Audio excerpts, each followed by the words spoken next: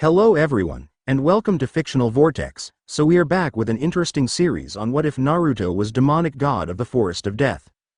But before we start, I just want to remind you to please subscribe to my channel and hit the like button if you enjoy my content.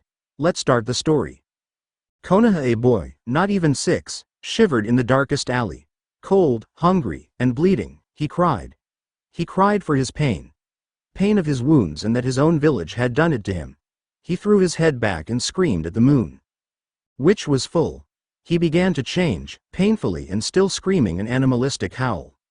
The boy's spine stretched and bent until he stood on all fours. His palms and bottom of his feet became coarse and claws burst through where his fingernails grew into coarse claws. His face lengthened into a snout with the whisker scars protruding, and his eyes turned from sky blue to a hue darker than blood with slitted pupils. He curled into a ball as his tail burst free from concealment and ears changed into the pointed fur of foxes. Finally his torture ended as he was covered head to toe with fuzz. Shaking off the remaining blood, he hesitantly began to trod, wincing at his sensitive pads. What had happened to him? From out on the street, a commotion resulted from the scream the boy let loose earlier. It was from there, it was a something, kill it, a woman shrieked to a group of off-duty guardians of the village ninja. Naruto winced, his ears way too sensitive for the shrill voice. He leapt up, onto the roof, clearing a 20-foot jump. A something? Wow, that sounds very scary, a man mocked. Don't worry about it, sweetheart. We'll kill the a something for you. A thwack ended his sarcastic speech for him. Quite a few men swarmed the space Naruto was just sitting in. They glanced around but, finding nothing, laughed at the woman following them. Shut up. I heard something here. Everyone heard something. That was you, Kit. Your screaming woke them up. Hell, your screaming even woke me up. Who are you? The boy flinched at the sudden voice in his head. Great, so along with growing a furball coat, he was hearing voices too. Never mind that. Just get out of here, and Naruto, so stupid and trusting, leapt out toward the forest next to the Hidden Leaf village. The forest Naruto grabbed onto a passing branch, swinging around at once before letting go to land on his head. Naruto sat up and shook his head to clear the stars. For good measure, the boy licked his new paw and attempted to rub off the dirt. Wow. Very graceful. But can we save the bath till later? The voice snickered. Shut up. Yet again. Who the hell are you? I am the most powerful of the demon lords of the Makai world. I am omnipotent to the point that I can kill all of the gods, demons, and the puny, mundane, mortals. Many bow down to me, and those who do not, die beneath my paw. My name as mortals call me is Kyuubi, the nine-tailed Yukai fox. The voice boomed within Naruto's head. Naruto thought blandly, although his head was tingling from the force, so why are you in me? It's your father's fault, the demon scowled even though he had no body. The young boy promptly went on alert. Father? You knew my father? What did he do? He sealed me, the all-knowing demon lords, into a brat. Oh. Who? Kyuubi gave the mental equivalence of slapping his hand to his face. Ah. Damn you, Kami. You just had to stick me in an idiot. Naruto blinked, not entirely certain how this was directed at him. His face took on a small scowl as he tried to think. Then something in his brain or head popped. Hey. I am not an idiot. You are just a fox Teme. Oh good lord. Kyuubi wailed, covering his sensitive fox ears. Don't do that again. Then shut up. Kyuubi shook his head and silently vowed that the next time he saw God, Kami, he was going to kick the puny little. Excuse me? A little voice piped up. We were wondering, what exactly are you? Naruto spun around to face a small furry creature. The creature, if the boy remembered what his teacher said correctly, was called a tree cat. A very shy but powerful creature. If anyone somehow got a pelt of one, they could become really rich. Who's we? Naruto questioned the scared beast. His voice was rough, almost as if he hadn't used it in over a month. The forest, of course. Anyway, who are you? A much deeper, powerful voice chimed in. Yes, you smell rather strange. I do not believe I have ever smelled any human quite like that before. A wolf slunk out of the shadows, keeping a wary eye on the boy. The part human rose to his hunches in surprise. He had not paid any attention to his surroundings and was completely caught off guard. I'm Naruto. He took in a deep breath through his nose, and was overwhelmed by the sense that flooded his way. Automatically, his brain began to sort and name them, some of which the poor boy had never actually heard of. Beaver, a large semi-aquatic rodent noted for gnawing through trees in order to make dams. Bear, a large heavy mammal with thick fur and short tail. Squirrel, an agile tree-dwelling rodent with bushy tail, typically feeding on nuts and seeds. Hawk, a fast-flying bird of prey with broad rounded wings and long tail. Naruto began to reel with different facts and the assault on his nose. Black began welled up into his vision, drowning his sight. Beginning to slump, Naruto gripped his head as it began to also name off nearby plants. Hey, don't faint on us now. The squirrel he had smelled earlier chittered at him. We still need to get you to Kami. Flicker, you dumbass. The beaver accompanying the small group snapped, Kami specifically said. Flicker twitched. Well, it's not like I can help it. You very well know how I am supposed to talk. I swear it sometimes just pours out of my mouth kind of like a waterfall. You know the waterfall where all the water you know falls? But I did hear a waterfall that fell up instead of down. Can you imagine that? Falling up? In fact, my great aunt used to tell me. Tree Cat smiled as close as an animal could get to smiling as the rest growled in annoyance, previously hearing this story. The feral cat nipped at the rags Naruto was still wearing and proceeded to drag him off supposedly to Kami. Well, Fishcake the wolf smirked. Guess fair is fair. My name's Blur. The female that has your sleeve is Ashfur. The grumpy flat tail is Fantail. Flicker is Flicker. Tall, dark, and stupid is Bartholomew, and the feathered brain is Jean. A whisper of a voice came from the trees above them. You do realize, Blur, that I could, at any time, take time to explain to Bartholomew what you really mean as you say all the things that you insult his intelligence. Especially when he could flatten you with one blow from his paw. Naruto found to himself that he liked the voice. It held no anger despite the words, only mild amusement. Bartholomew, the bear, seemed to smile blandly. But as soon as he caught Naruto's eye, he winked. The fox boy had to hide his own smile. What's so funny? Kyuubi snarled, feeling like he missed something. Oh, nothing. Nothing at all. Bickers continued back and forth as Ashfur dragged him to a clearing. Naruto was nudged forward into the fairy ring as the animals fell back, their eyes going wide in wonder, as they recognized this ritual. As Naruto entered a ring of the greenest grass he had ever seen, the wind picked up, his ears twitching and eyes watering. Naruto could barely make out a man walking toward him. The boy's body separated into two. One was a boy, the sun-kissed blonde, brightest blue eyes as seen in the beginning. The second was a man, with hair and eyes the color of new blood and fox ears. The world stopped for a second. And then the not-quite humans became one. Hey, you alright?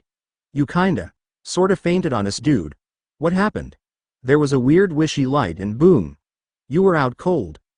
A chattering ongoing noise came from over the stirring boy. Naruto's eyes began to flutter open as the beaver fantail snapped at Flicker's running mouth. No shit, Sherlock. Well, I can't smell anything and I haven't had any sore a month unless you count the time Bart tried to grab me out of the way of that weird-ass boar. Hey, wait a leaf. You just insulted me, didn't you? Oh my good Kami, Jean muttered to himself, and here I thought Bart was the idiot. Naruto groaned at the noise and cradled his deformed head in his newly formed paws, that were until recently human hands. Can we please save the arguing, or shitting, whatever, until my head is empty of the damned pointy rocks? The boy pleaded to the group as a whole. He paused, then added as afterthought, and could someone please tell me what happened? What wishy light? It's rather simple really, a voice in his head whispered. I choose you as my heir for the rest of eternity. Heir? What the hell? To what? Naruto sat up in surprise with his eyes as wide as his favorite ramen bowl. He chose to ignore the strange looks he received from the animals to await an answer. But he was ignored, as the new voice complimented, nice place you have here. It's very roomy. But I have the feeling that it smells like ramen. I feel that way too. But truly, there's all the more room to lie down, and I do believe the stink well getting used to. Naruto swore he felt Kyuubi grin, but if you don't mind, I also want to know who's residing in my mortal's body. The newbie sighed but finally relented. This is my forest. I am the Kami, ruled over this land since time began. Unfortunately, my time draws short. Your container is whom I have chosen as my successor." For a whole second, Kyuubi and Naruto were stunned into silence. But, as Naruto's personality dictates, it wouldn't be for long. Why? Why has fate determined me as the holder of two more spirits other than my own, trapped in my body? My god, one is a frickin' kami of a damn forest. The other a damned demon king thingy-ma-jig. What on earth did I do that made me deserve this hell? You were born, the parasites grinned. One of Naruto's foxy ears twitched in annoyance and he proceeded to ignore them. Geez, are you alright, dude? You look really out of it, not, like, fainting out of it, but way into the woods out of it, you know? Have you been eating some leaves that you're not supposed to? I remember when Blur did that once. He ate a couple and for a straight sun cycle, he went on and on about looking at the pretty lights and the twittering birds. Of course that's nothing to when Fantail fell for a badger. Now that was freaking funny. Shut up, Flicker. Blur and Fantail yelled. Ashfur's tail flicked in annoyance. He's not harming anyone. Bakas. Idiots. You grump pants, leave him alone. Then she turned to the past human and became worried. Still. Are you alright, boy? You do look somewhat out of it. And you look a little different now. Just now he looks different. You should have seen this damned mortal an hour ago when he was standing on two legs. Kyuubi grumbled in Naruto's mind, somewhat peeved at being ignored. Naruto giggled, his fangs flashing in the moonlight. You do realize she can't hear you? That's because of your insignificant human charka is not adequate enough to support projection of your thoughts, let alone ours.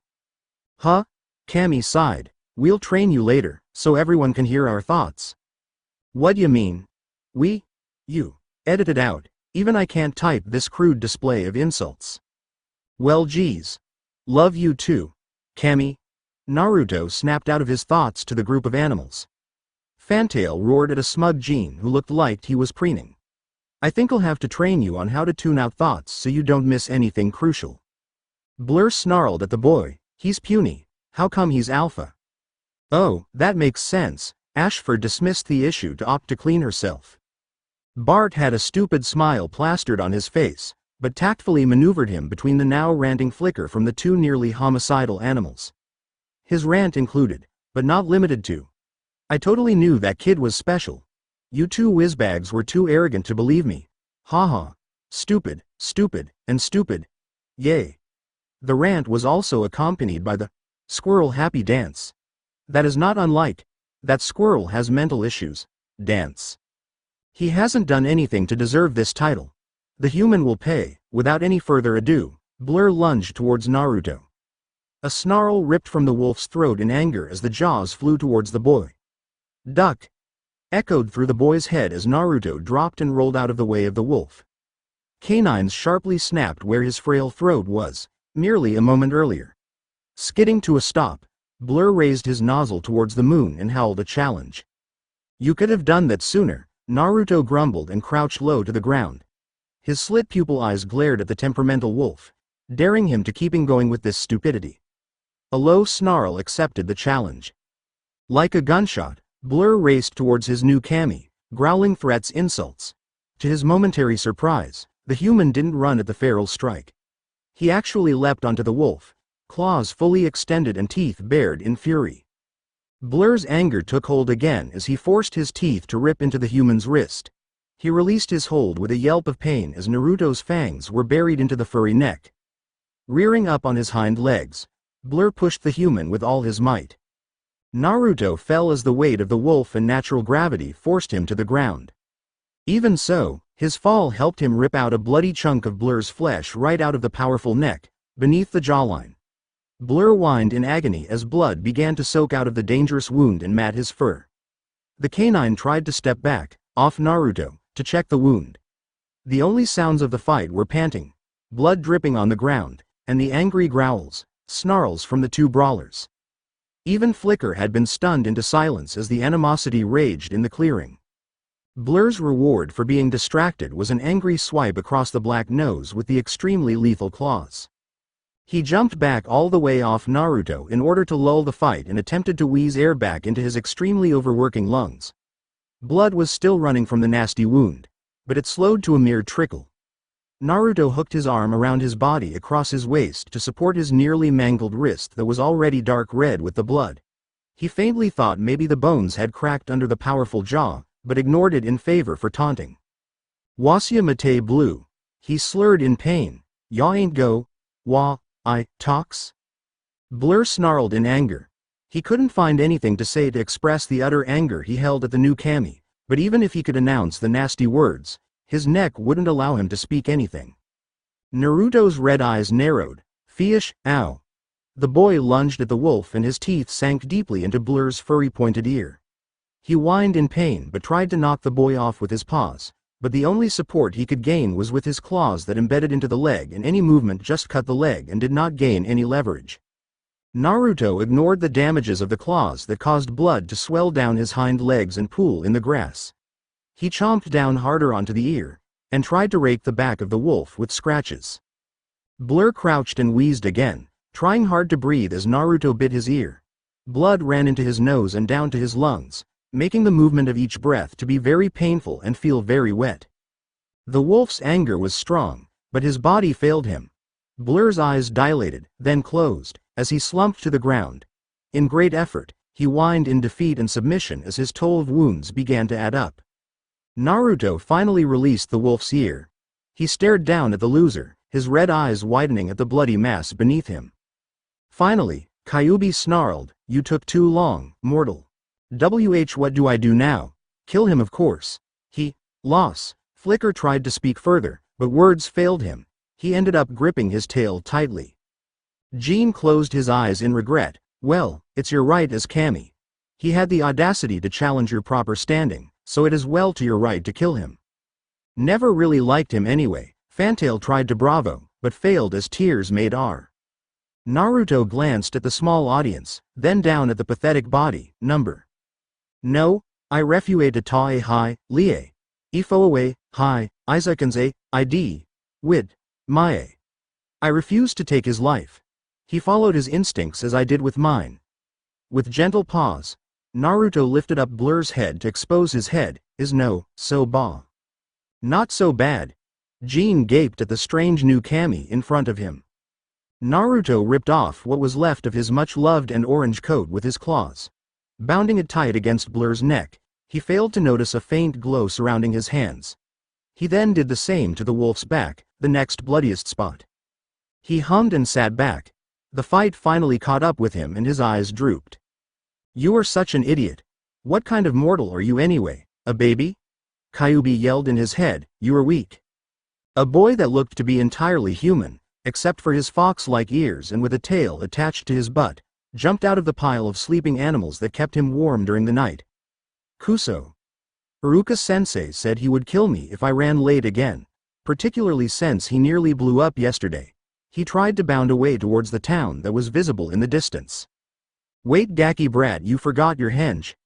Kyuubi howled in his mind. The demon had softened over the years to his host and roommate, but he'll prefer to die 1,000 painful deaths than to admit that. Naruto paused sheepishly. "Whoops, I forgot. Henge." The boy's hands worked into hand seals to focus his charka. With a poof, the animalistic ears and the bushy tail disappeared and his eyes went from the demon red to sky blue. This time he didn't immediately take off, but turned to the pile of animals he had leapt out of moments ago. They had curled up closer together to accommodate the loss of the not-so-human boy's warmth. With a small grin, he called up a small bush and scattered the leaves to make a blanket.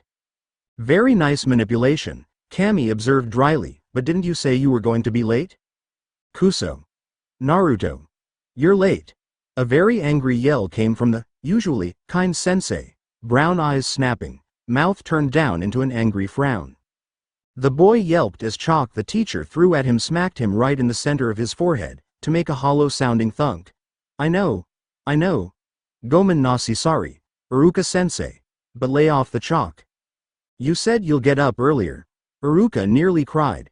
The Chunin relinquished the attack in order to rub the scar that was slashed horizontally across his nose and closed his eyes to try and force back the headache he always felt when Naruto was in the same room. "I did," exclaimed Naruto as he peeked underneath his up-thrown arms to check for any more attacks of the dreaded chalk, but by the time I got up, it was too late to get up any earlier. Naruto.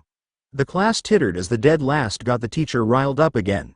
No one may like the boy personally, and they made sure he knew that they didn't tolerate him, but the sensei always reacted hilariously. "I never understand why you feel the need to give the teacher a heart attack," remarked Kami as he observed the brilliant puce color on Iruka-sensei's face and neck. "It was bad enough that you were painting on the Hokage's monument yesterday." He nearly spontaneously combusted.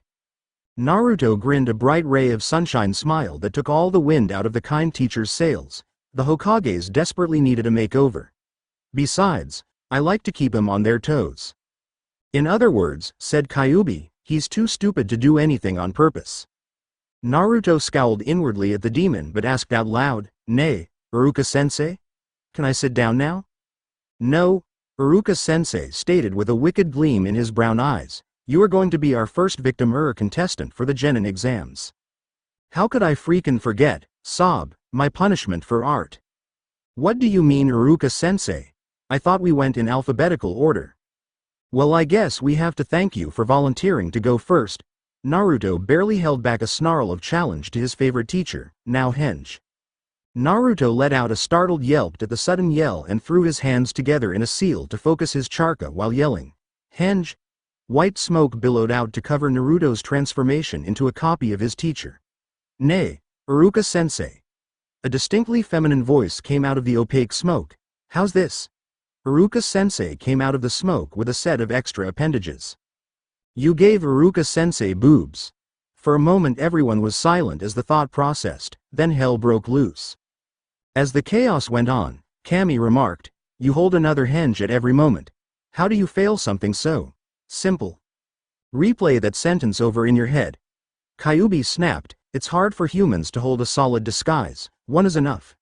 Holding one at every moment of the day is frankly unheard of. His charka simply is not made for that sort of idea." "Why doesn't our boy drop it?" Kami hesitantly questioned. The god was always unsure of humans' actions, seeing he was the god of animals and he never had human contact until he met Naruto. Kyuubi explained, not very patiently, "Iruka has been known to attack while the henge is held, to make sure the children could hold it under pressure. If mortal had, for some reason, released it, the animalistic qualities would be exposed." Iruka-sensei was still trying to calm the freaked-out class. He finally snapped, "Sit down." The class went silent. "What was that?" Iruka-sensei turned to Naruto. Thinking fast, Naruto brightly lied with a huge grin, "Demo, but Iruka-sensei. It's a prototype for Auric no Jutsu sexy technique. Yosh. It would even beat the Hokage, believe it." Iruka's hand went back to rubbing the scar across his nose as he tersely told the student, "Prototype or not, you have failed the henge portion of the genin exam. Now try the Bushin copies." Sighing, Naruto attempted to do the Bushin. But the technique of coping the body had way too little charka needed for the container of a demon king and a kami to control. The 3 copies popped up for a mere moment before they spontaneously combusted in a show of fireworks. "Naruto," quietly said Iruka-sensei, "you fail." Naruto sighed to himself but smiled, "Hi yes sensei. Of course all the things you could be tested on, it had to be your worst too. What about genjutsu illusions? Or tenjutsu hand-to-hand combat? It's a conspiracy, I swear," ranted the demon lord. "Stop Kyuubi," Naruto told the demon softly as he went back to his seat, "You don't have to try to make me feel better." Kyuubi sighed with relief, "Good. All this parental crap was making me feel so wimpy." Ouch. He snarled at the kami. "What the heck was that for? I didn't even do anything this time."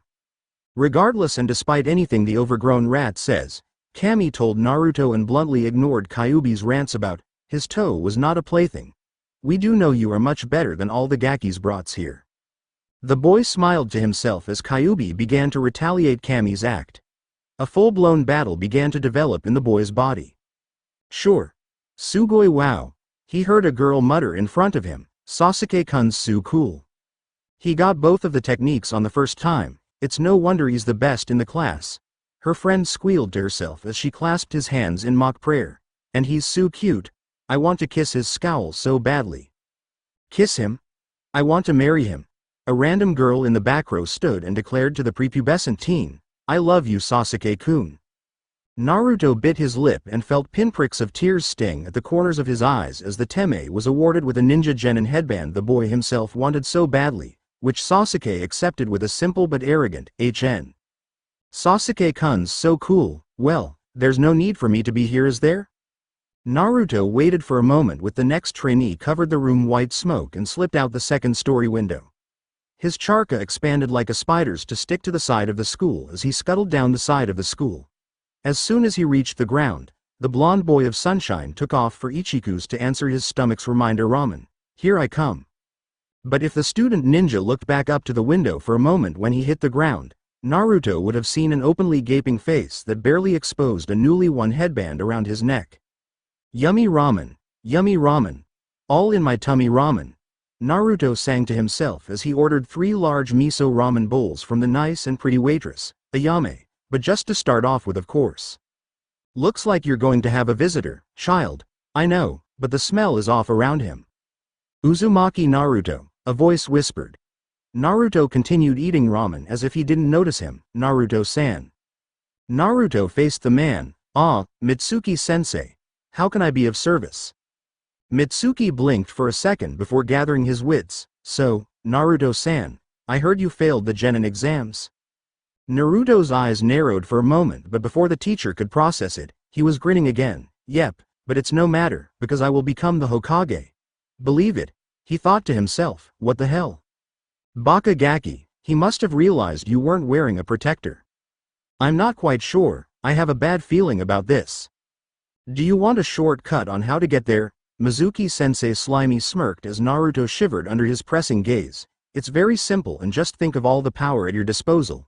You could take out the Hokage in just one blow."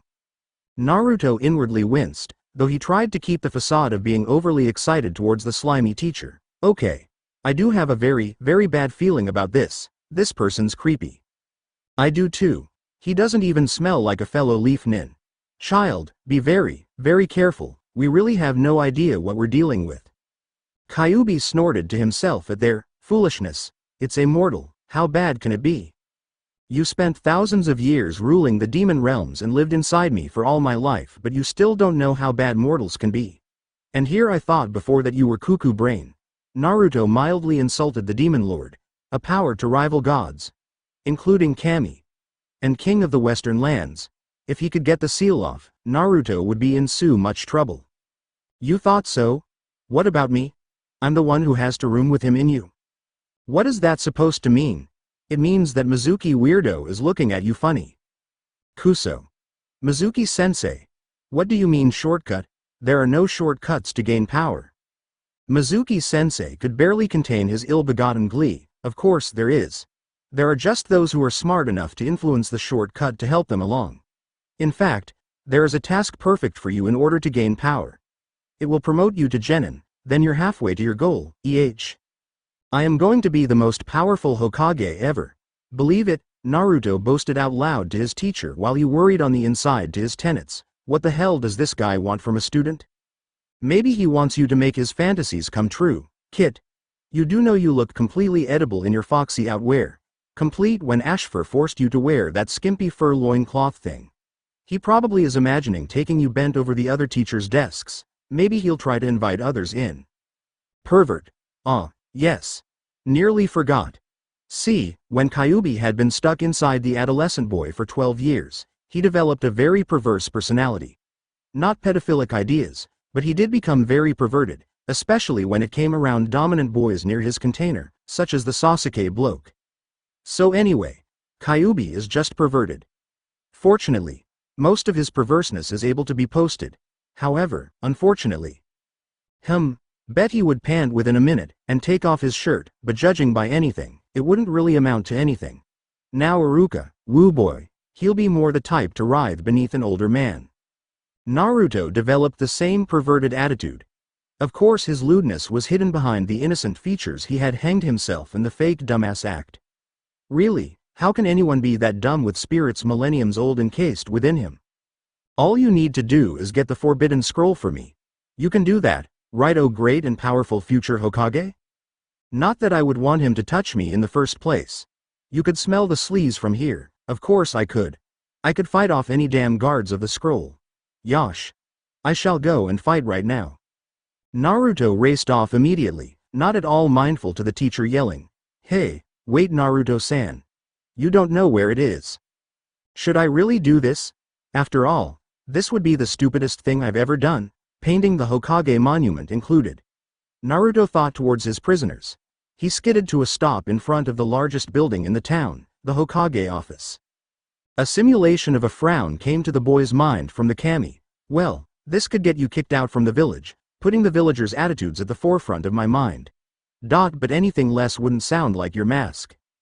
Kyuubi shrugged. Ma, maybe you'll learn something. Why else would the weird-ass teacher, who doesn't have any ass at all, want to steal something as heavily guarded as this? Doesn't really make much sense. I'll do it. Naruto burst out, scaring the crap out of the god and the demon.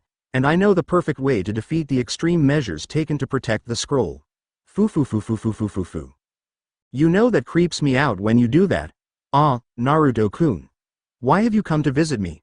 The strongest man in the village, the Hokage, looked inquisitive but smiled at the young boy in front of him. Naruto was secretly the elderly man's favorite person out of the entire town he basically ruled over. Secretly was because of the idiotic citizens, they would form a lynch mob for him and the child if any word got out that the leader favored the demon brat. Naruto inwardly winced at the kind tone. He did not like to deceive the closest person he ever had for a family. Anyo Oji-san, old man? Ah, always so informal Naruto-kun, Sandamin joked, hiding his worry about the small ninja in front of him, for usually the boy never stumbled over his words. But why are you here? Usually you would be scarfing down bowl after bowl of ramen at Ichiraku. Don't tell me you have finally ate out all of their stock? No. The boy shouted out in honest shock and horror before he reminded himself what had to be done. Oji-san, I'm really sorry, but, Oric no jutsu. The perverted elder took one look at his secret fantasy and his nose erupted into a fountain of blood.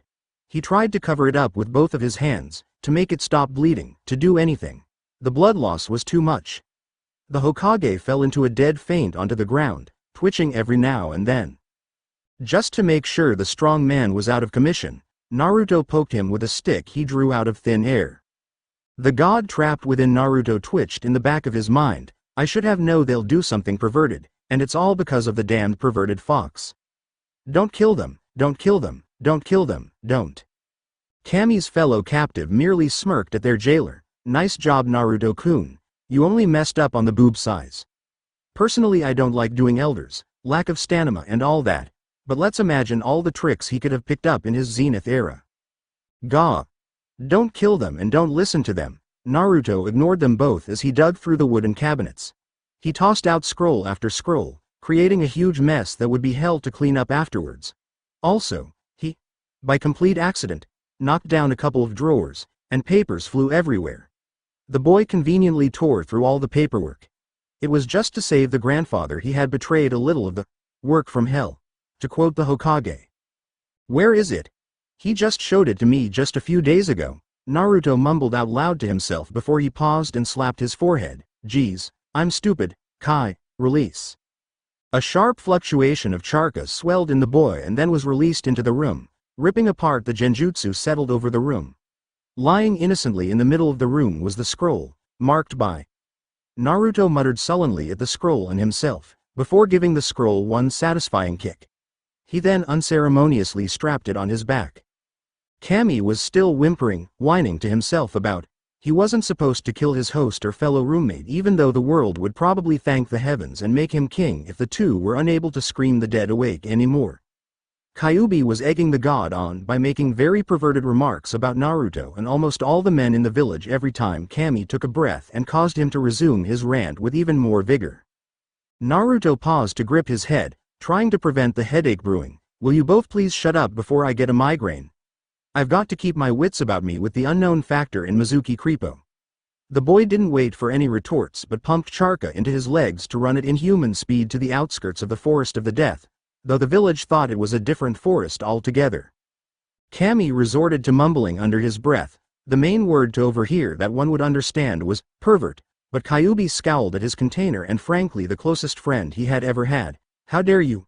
I am Kyuubi, the nine-tailed fox, the most powerful of all Yukai demons. Many have died beneath my paw for lesser offenses than I have endured at your hand. Why shouldn't I kill you once I have the chance? Because you actually do love me and literally can't live without me, Naruto remarked rather blandly. Besides, at least I said please. Kyuubi merely snarled in answer at the boy before curling up in the back of the boy's mind for a long nap, clearly dismissing the argument. Kami also flopped down next to the demon. His head on the other prisoner's curved back. Naruto ignored them both in order to focus on the scroll. Unrolling the scroll with a flourish, he frowned as he focused on the kanji explaining the first forbidden jutsu.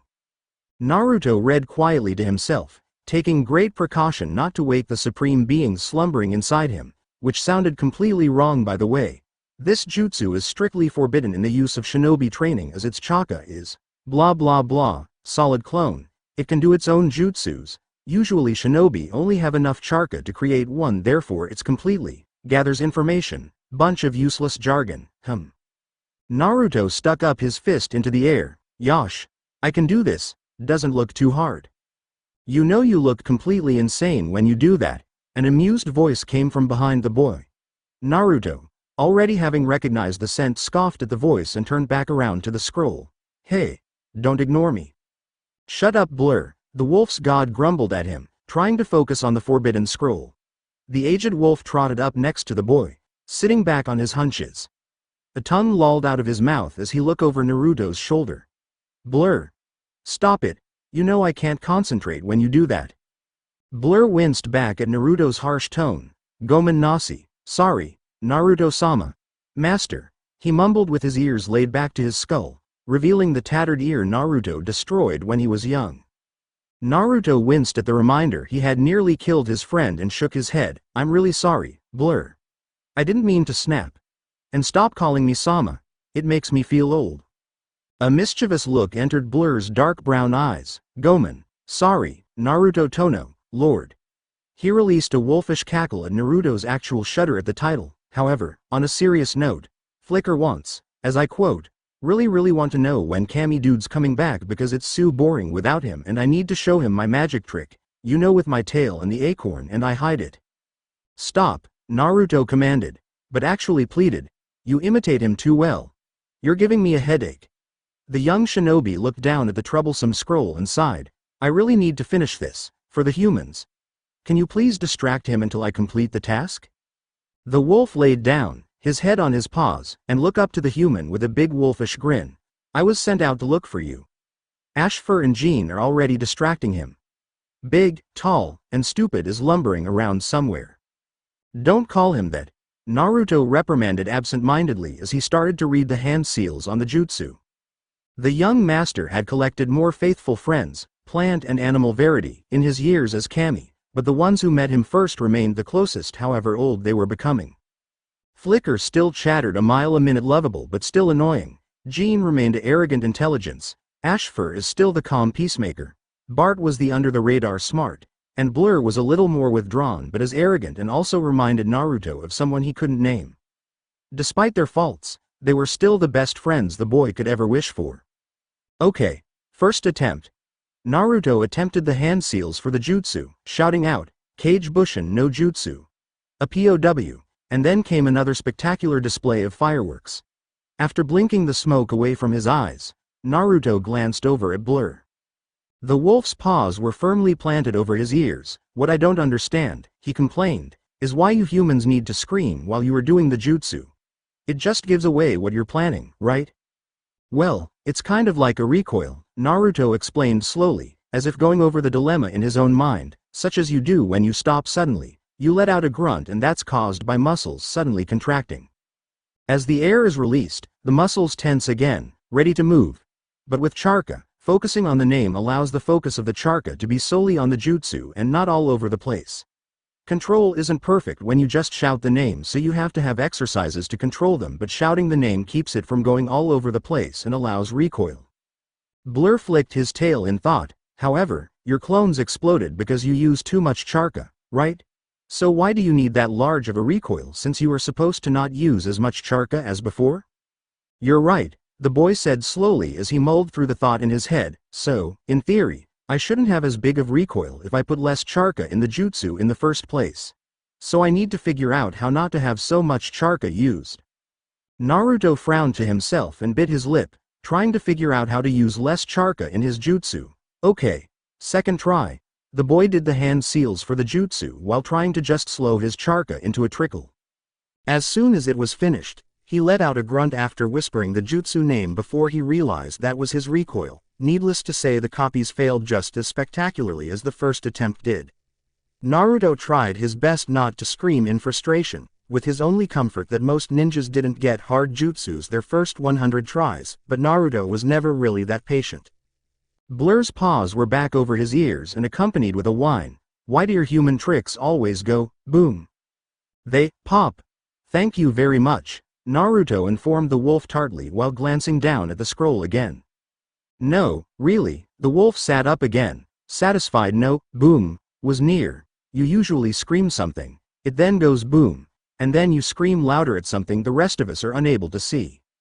The young kami huffed at him, whiskered cheeks ballooning out chipmunk style while he tried to hold his breath in order not to scream at his friend. The friend who will be a pelt on his wall if he stops smirking at him, damn it. Evidently, Blur felt the hostility directed at him and backed away. Naruto stopped glaring at him in order to repeat his mantra, the one he had invented when he met Flicker. I am not supposed to kill friends, no matter how annoying they may be. The boy released the breath he was holding. Gomen nasi Blur. I am calm again. I am really sorry. The wolf grinned wolfishly, dismissing the lapse in control. Whatever, whelp, I could take you on, anytime anywhere. Bring it on, old wolf. Naruto bantered back with a small smile on his face.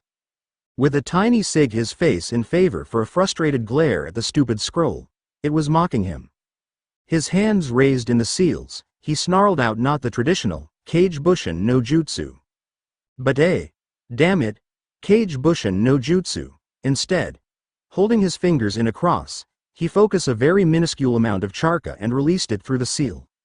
With a puff of theatrical smoke, all ninjas feel the need to have. Another Naruto appeared.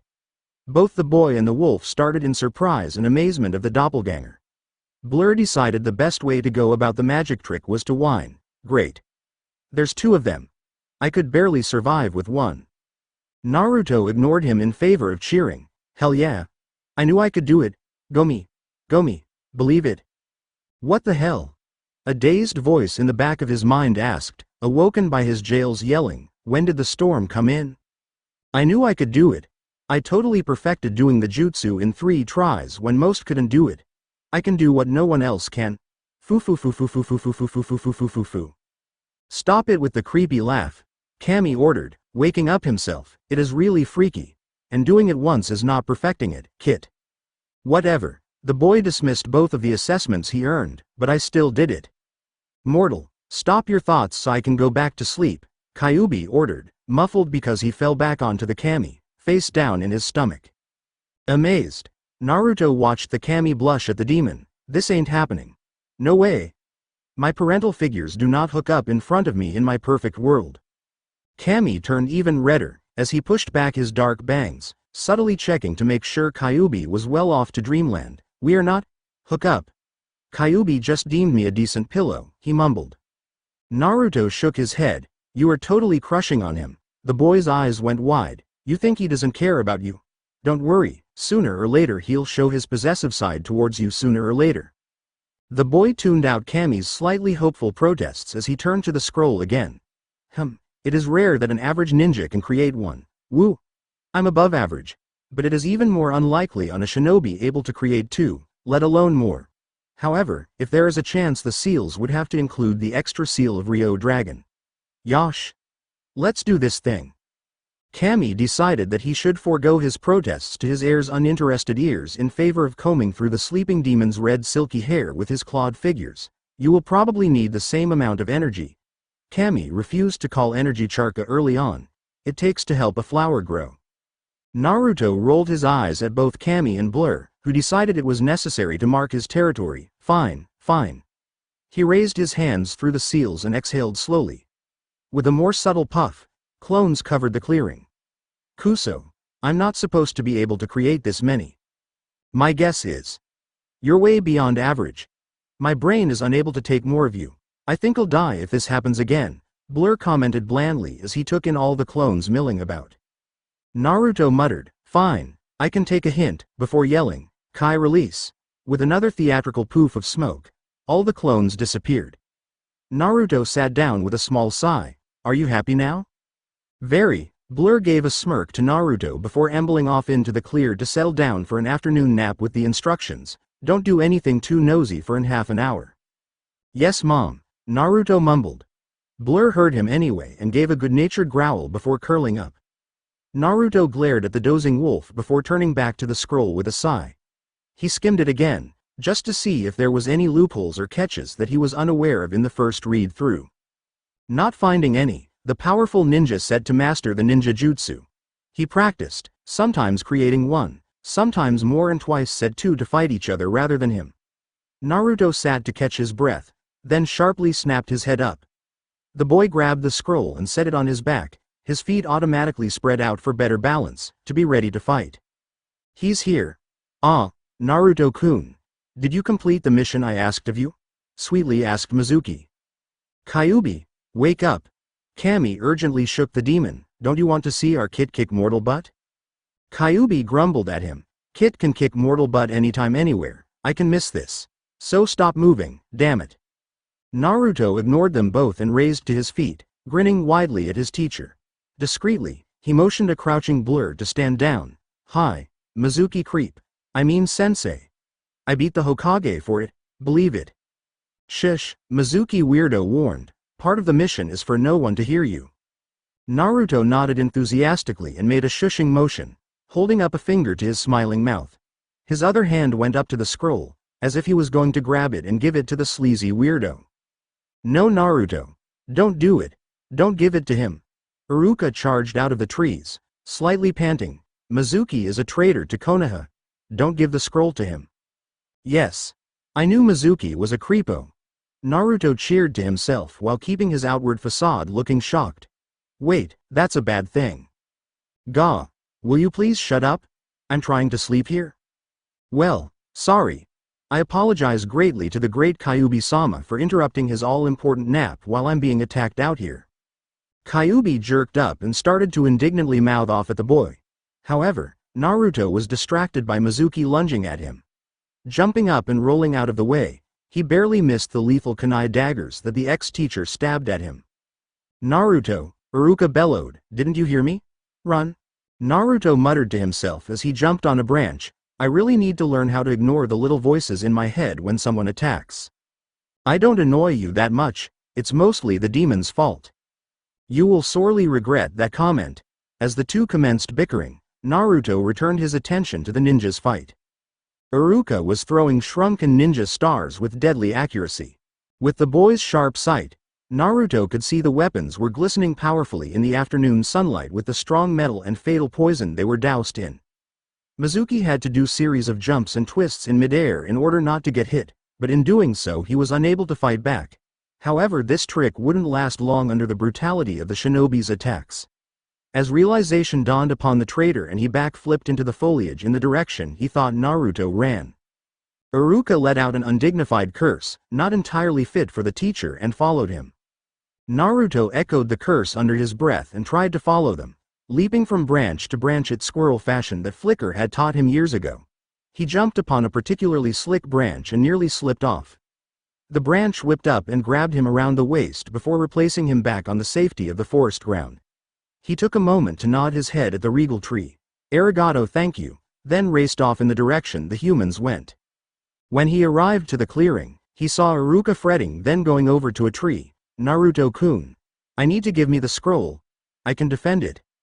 Naruto, from behind the bushes, blinked in surprise as his own voice cried out, like hell I would, Mizuki. Iruka poofed away to reveal the slightly shocked traitor. How did you know I wasn't Iruka?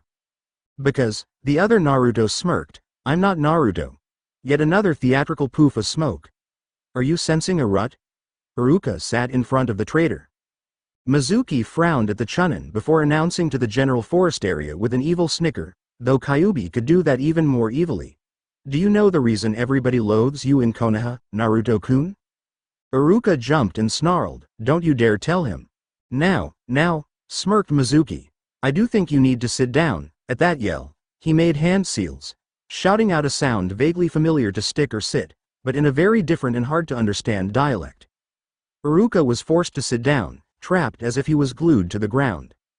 Mizuki panted heavily with his arms staffed the jutsu, as if he had just ran several hundred laps around Konoha without stopping. Obviously the jutsu took a lot out of him, leaving minuscule amount of charka left. He managed to say, everyone in Konoha hates you. They want you dead. They want you to be tortured severely, to the death, to be humiliated in front of them all. Although Iruka was glued down, his mouth was still flapping. No, they don't hate you, not everybody. And do you want to know why? Smirked Mizuki. Don't you dare tell him you. The rest of the sentence has been edited out because of the extreme use of unreasonable language. Mizuki looked affronted for a moment at the coarse language but got back on track. Naruto, you're a monster. A demon. You killed so many people, it's a wonder that Kami hasn't struck you down already. Evil. Demon. Naruto couldn't resist rolling his eyes, even though the sharp words did hurt him. He knew a long time ago Kyuubi was in him. First chapter. What did they take him for a dead last? Oh, wait, he was. But it wasn't really his fault. He had to pretend or else the citizens would actually accuse him of being Kyuubi. So what if he had ears, a tail, and red eyes? That was Kami's fault. He wasn't a furball? I heard that.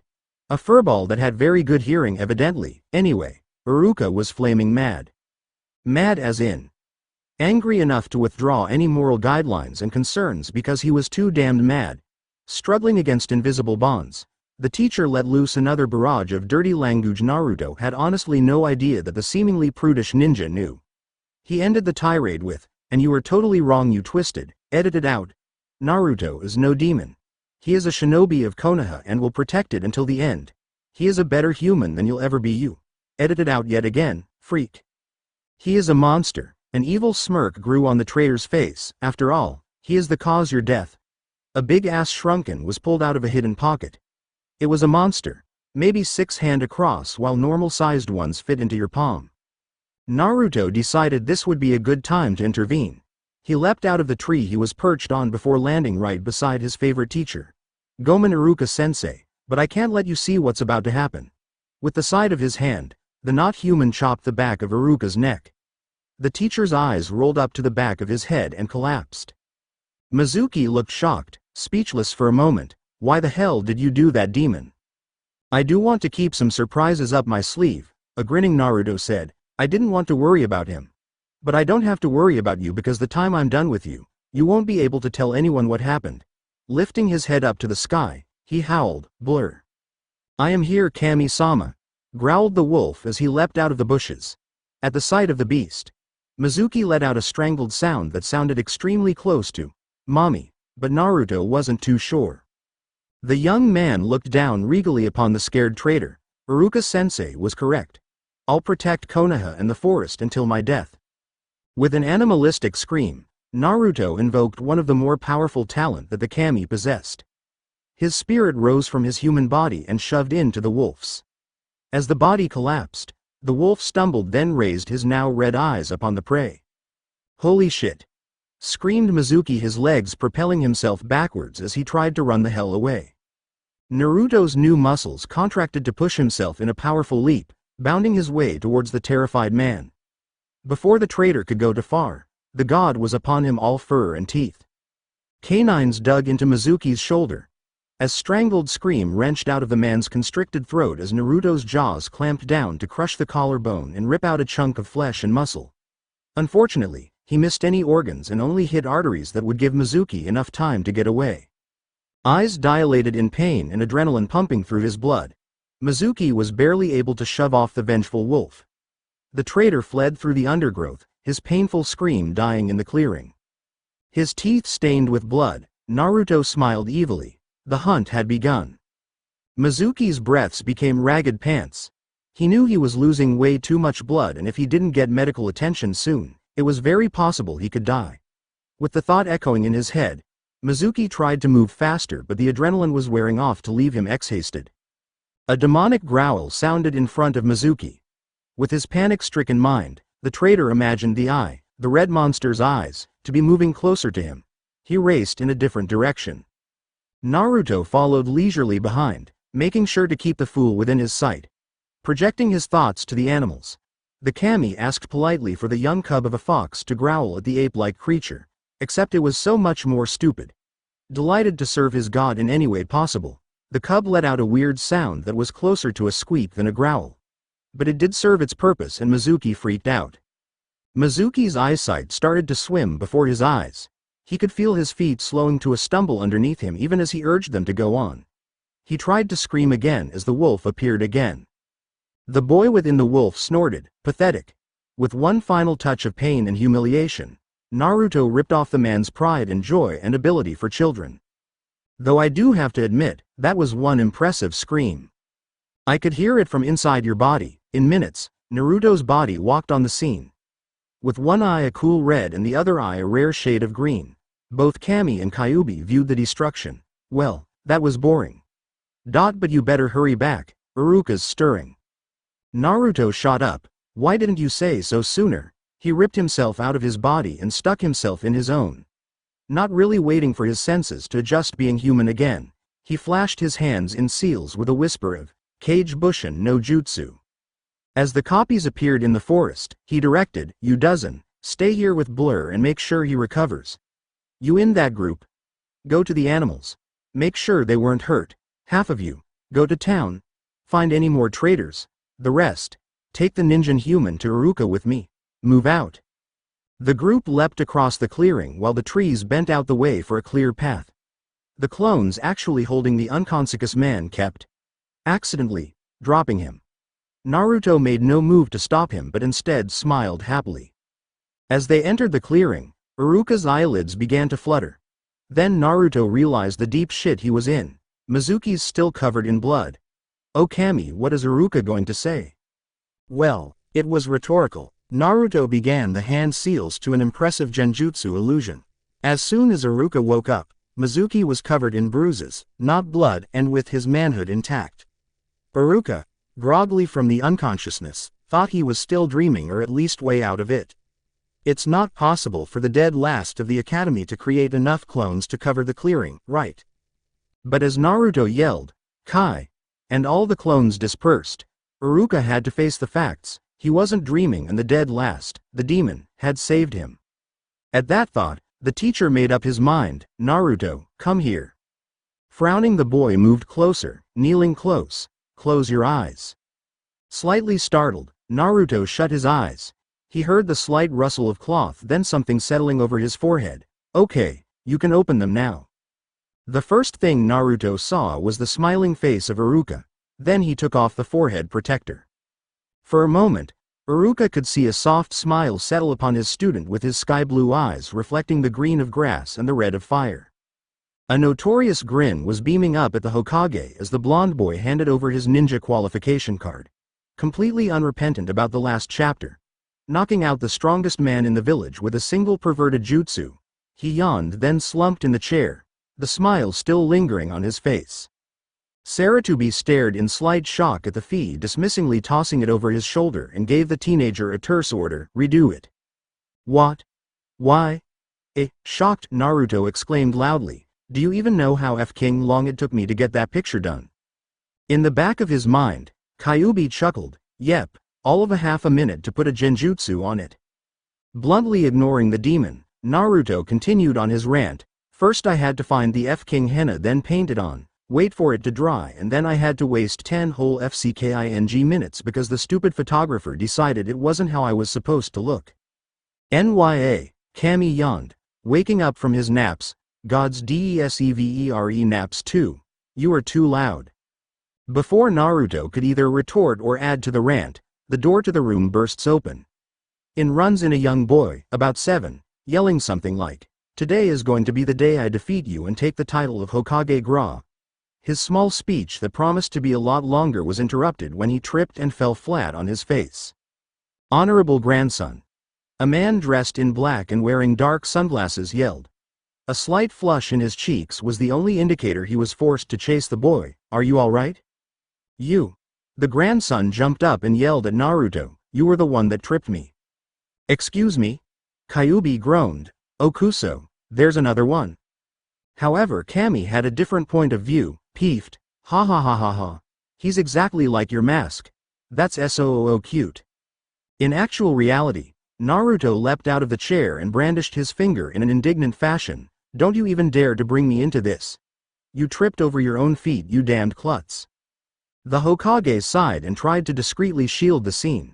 The wannabe man in black yelling at Naruto about properly respecting the honorable grandson, with Naruto yelling, "Phew! Choice North Carolina 17 curses," and the grandson trying to get a word in, with a hand to his forehead. Naruto finally yelled, "I don't give a flying FK who either of you are, damn it, now leave me alone." He all but ran from the room, trying hard to hide his laughter. "I can't believe you, mortal," moaned Kyuubi, first the bear, then the cat, now the kid. "Are you going to run from everything?" "Hey. Bart was throwing rocks at my head, Ashfur was trying to get me to grow catnip, and that kid would. Well, I have no idea what he would do, but what I do know is that it would have been very bad." Kami made an unholy smirk, "Which is why you let him follow you, of course." "I knew he was." "Nice try, Kit." Instead of attempting to brave a losing battle, Naruto whirled around and yelled, "Who do you think you're kidding, kid? That disguise is shit lousy."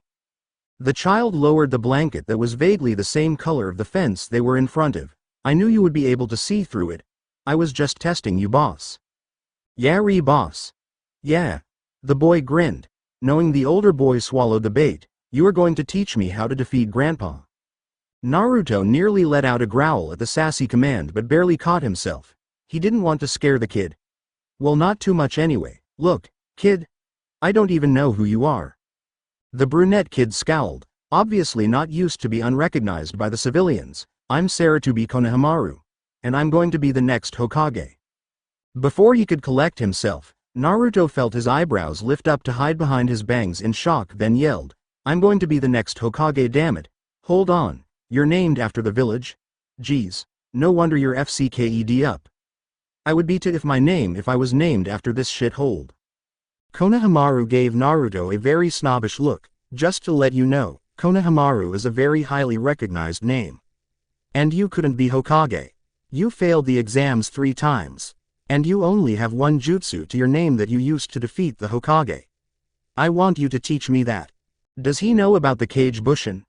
"No, I didn't use that on the Hokage. I used, oh geez, does he really think I'll teach him that?"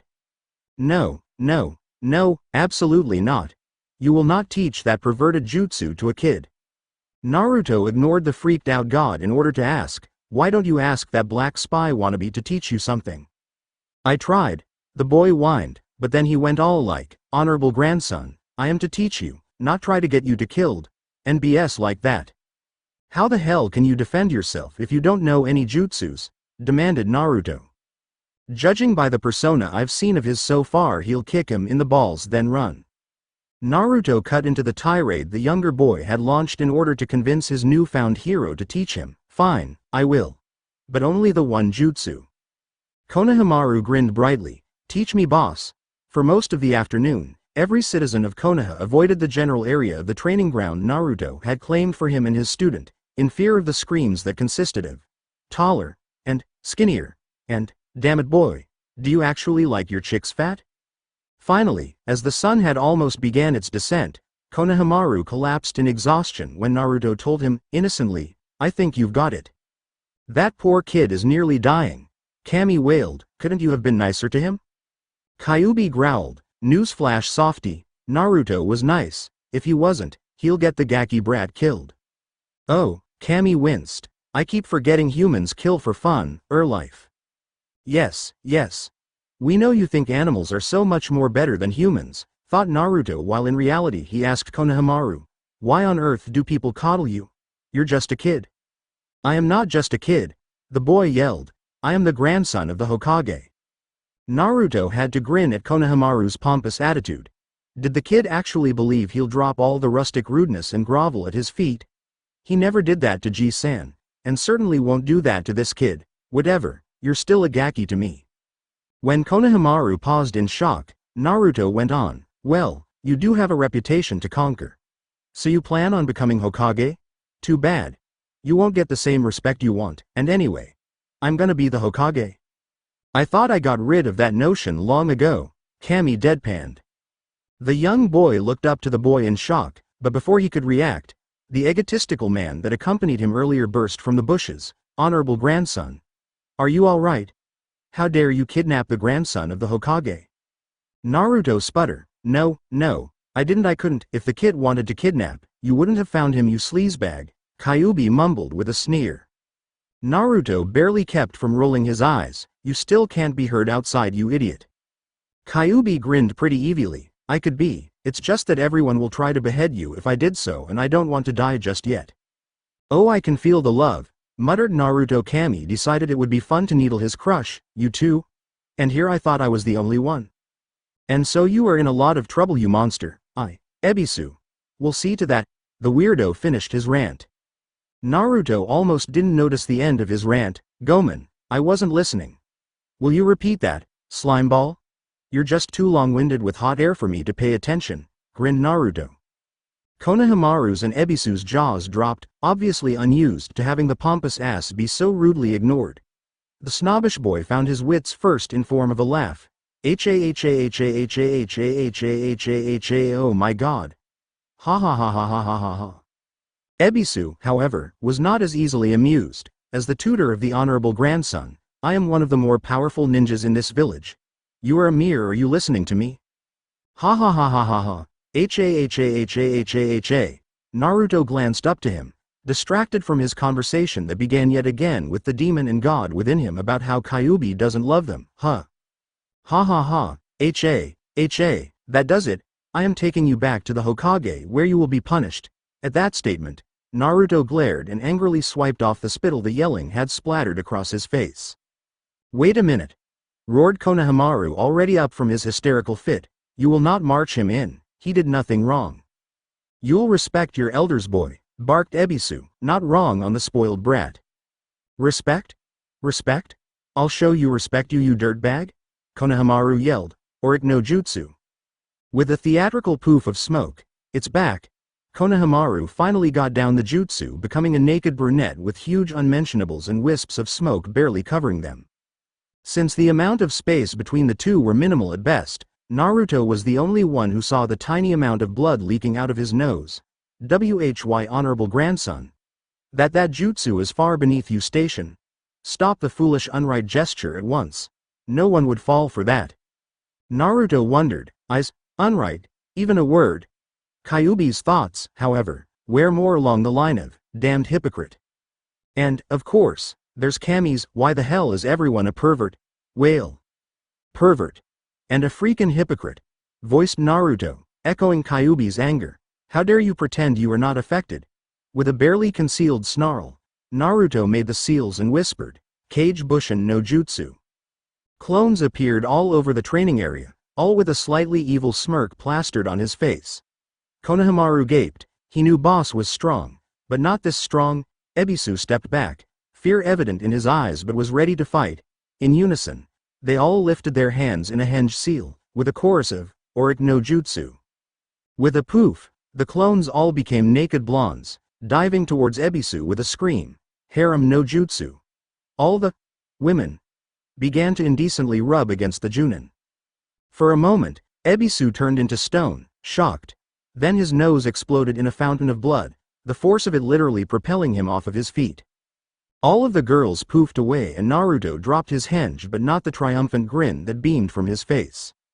Konohamaru had trouble deciding whether he should gape in shock, cheer as loud as possible, or run around like a headless chicken. He decided the third choice would not be a good option, and he was way too happy just to gape. Therefore the sonic boom went off. Yai. You beat him. Naruto plugged up an human ear with one hand and the other wiped away a tear of joy. I'm so proud. He reached a new inhuman pitch. Cammy frowned, confused again. That's not something you're supposed to be proud of. Kyuubi gave a mental equivalent of a shrug, for once not smart-mouthing any word. As Konohamaru's cheers died down, his smile slid off of his face. He realized wasn't strong enough, he was weak. He couldn't use the jutsu like boss could, he was weak. Totally weak. He would never become Hokage and get recognition for what he would do instead of Grandpa's fame. He was weak. Konohamaru didn't even notice the tear rolling down his cheeks until Naruto was bent over him and drying of his cheeks with a soft sleeve. All right? The boy blew his slightly dripping nose in the offered sleeve, ignoring the teen's completely grossed out face as he stared at the soaked sleeve. No. Why not? Naruto asked, ignoring the snot but then understood. The brat felt the same way he had when he failed the exams. Ah. Then the waterworks went on. That's so adorable, Kami sobbed. Kyuubi looked distinctly uncomfortable. After all, Kami was crying on his chest. Listen kid, said Naruto waiting for Konohamaru to look at him before continuing. Not everything in life is simple and handed to you on a platter. But to get something to be proud of, to become someone you're proud of, you have to work at it. You have to keep trying your best because the day you fail is the day you have died. There is no shortcuts to being great, but everyone can be awesome if they just tried. Konohamaru stared at the vessel in shock for a full moment. Then looking down, he thought it over and nodded once. Glancing back up, a serious look graced his face. I understand. Naruto grinned and began to walk away, but the child wasn't done yet. But Naruto, he yelled, making the teen return his attention to him. I will kick your ass before either of us become Hokage. Kami grinned. Kyuubi smirked. Naruto yelled, I'll be waiting. As a teenager, it's an unwritten rule to believe your life sucks absolutely the worst ever. As a shinobi, it's even more predominant in adolescents and teenagers because of the high fatality rate their career has to offer. Personally, Naruto thinks fate has it in for him. I'm late, I'm so very late, was his wail as he sped down the streets of Konoha. I can't believe I'm so late, and today of all days. Will you shut up? Even though you may want to get up at an ungodly hour, I still want to sleep, yelled Kyuubi, even though he knew his human would ignore him. Kami was confused again. It's long past dawn, and I usually get up before even that time. How come now is considered ungodly? Kyuubi ignored his logic that made his own statement untrue and was stuffing his furry pointed ears, trying so hard to block out the rants of Naruto. Today was the day the boy took a step forward to his long-held dream, to become the best Hokage ever. Yes, he still upheld that dream even though he is going to become the god of the forest and has a demon inside of him. But those obstacles or attributes only make him even more special. However, if the boy didn't get in the classroom assigning the genin teams within 5 minutes, he would miss his team assignment. Iruka promised that if anyone didn't get them, they wouldn't be on the team. Naruto was not about to let that happen. No way, not after all he had been through. He's faced perverts and traitors to get to this point. Lost in his thoughts, i.e. rant, the new genin only came back to the outside reality when he nearly knocked over a street vendor. Wide-eyed, he just barely leapt over the cart, grazing the overhead shade sheet. Relieved, Naruto raced down the street to the school, ignoring the angry vendor yelling after him, if you dare to run at my cart again, you will die. You damned shinobis are all alike. Well, at least the man didn't see Naruto face to face. Otherwise, he'll be screaming, demon, at the top of his lungs, convince everyone that the boy tried to kill him, form some sort of lynch mob and... Well, let's just say it's a good thing the vendor didn't see Naruto. If you were really so worried about it, Kami frowned, why didn't you sleep in the apartment you had earlier? Naruto almost wailed. The only reason he didn't was the demon that was yelling at him to be quiet. Of course I don't own in my apartment now. But it would have been a good thing if I was actually in the village. Kami merely shrugged, not my fault you decided to live your human life too. Kyuubi groaned loudly. Why the hell were those two still talking? It's time for the all-powerful, super strong, nearly immortal, lord of the modern Makai demons nap time. Where's the common sense, people? Ignoring the irate murdering demon trapped inside his body, Naruto finally made it to the school. Sighing with happiness, he bounded across the halls then halted completely. Kami sighed and smacked his hand to his face, he moaned. After searching the rooms and being chased out of them from insane teachers, he finally found the right one. Flouncing in, bouncing in, Naruto grinned brightly. What the hell are you doing here, dumbass? Loudly questioned Kiba, the shinobi whose skill was inherited from a bond with dogs. This meeting's for graduates. Look right here, dog breath. If possible, Naruto grinned even wider, if possible, while he gestured at his forehead protector. I passed. Oofufufufufufufufufufufufufu. Will you stop the evil cackling? All of the shinobi shivered at the evil laughter the blonde let escape. Well, the human counterparts did anyway. For some reason, Shino, the shinobi in the sunglasses and big overcoat, was buzzing. Even weirder was Kiba's Inu dog partner. Akamaru, the cute adorable white puppy, was known to be very shy around all of the other ninja, including Hinata, the kindest kunoichi that ever existed. However, he now leapt out of Kiba's huge coat and ran straight to Naruto. Kami. Kami. Kami. Kami. The puppy whined, looking adorable. I'm so hungry, I'm about to starve. A lot of attention to me. Smiling yet again, Naruto proceeded to lavish attention onto the deprived puppy. The other genin decided they shouldn't waste any more time on the dead last and proceeded to go back to what they were doing. Don't you dare sit next to him, Ino pig. Sasuke-kun would want to sit next to me, a pink hair girl yelled at another. The blonde scowled and retorted loudly, as if Sasuke-kun will want to sit next to your large forehead, Sakura Baka. Why don't you and your fantasies go and leave the adults alone? Adults? Why you little, seethed the girl. The stoic boy grunted, HN, and made no move to stop either of them. Naruto looked up from where he was causing the dog to be complete blissful, with a frown. Why wouldn't Sasuke stop them? One word and it would be silent. Kami ignored the drama to coo at the dog. Even though the pup couldn't hear him. Yes, you are so adorable, you cutie. Yes you are. Yes you are. Rolling his eyes at the Kami, Naruto whispered out loud, see you later Akamaru. Jumping up onto the desk directly in front of the boy, Naruto stared. Someone's watching me, Sasuke thought and opened his eyes slowly, in a very cool way of course. 4 centimeters away from his nose was Naruto, staring straight into his eyes. If Sasuke was any less of a man, he would have jumped at the proximity, but he wasn't, so he just glared. Naruto, being Naruto, strengthened his stare into a glare. Why they decided to get into a glaring contest, I have no idea. Must be a guy thing. Oi! Naruto Baka! Get away from Sasuke-kun! Screeched Sakura. Both of the boys ignored her. Sasuke sneered, Dobi. Teme. Naruto growled back. They would have stayed stalemate in the impromptu glaring contest for much longer time, but fate decided it would be the right time to intervene. Because after all, she has it in for Naruto. Remember? In other words, Shikamaru, the lazy shinobi sleeping at his desk right in front of Sasuke's, decided this would be a good time to wake up.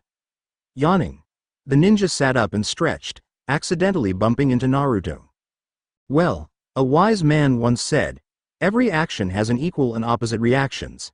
As Shikamaru's arms banged into Naruto's back, both boys propelled forward. Shikamaru was able to stop himself from falling before he hit something, but Naruto was too close to something, more like someone, to avoid contact.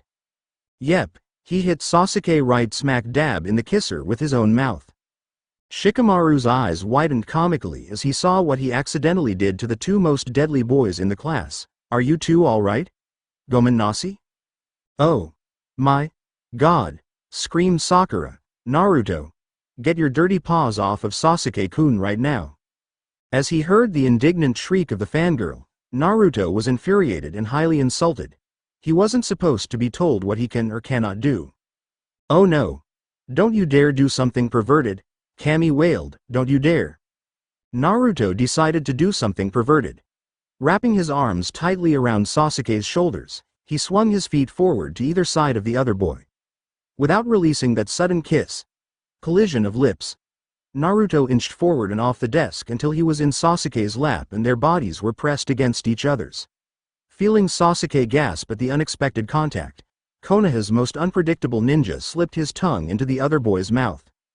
Sasuke was trying to figure out what the hell just happened and how to get out of the mess, up until Naruto started to really get into and dominate the kiss. Forgetting all rational thought, Sasuke inwardly growled, I'm the Avenger. I do not submit under anyone. With that thought in mind, the last Uchiha began to fight for control of the kiss. Nosebleeds began all over the room as the ninja saw the tongues battle it out, reaching across and sliding into the other mouth. Sakura was speechless as Sasuke-kun leaned over and pressed the blonde boy against the desk, causing Naruto's back to ACRCH up and pressing closer together than before.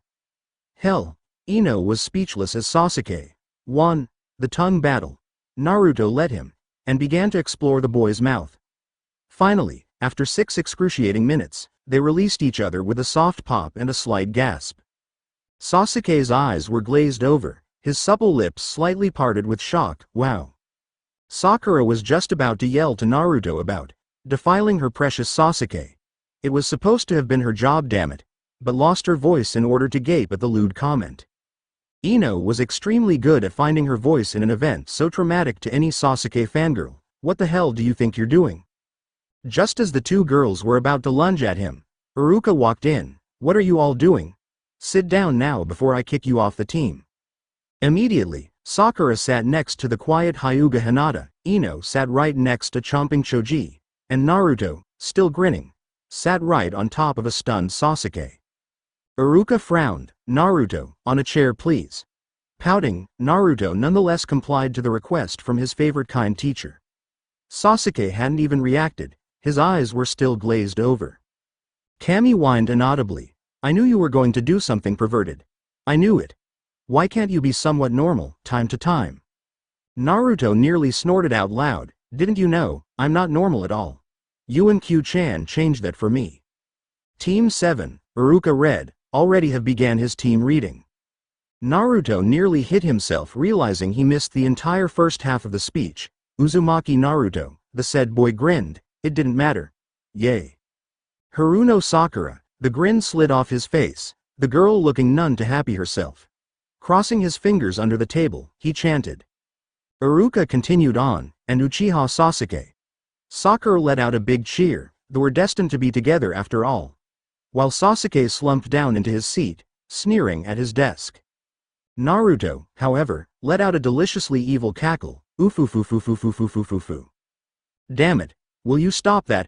Iruka had to stop in mid-of, Team A, in order for Naruto to calm down. After Naruto's evil laughter died away, Iruka said, thank you. Now, team.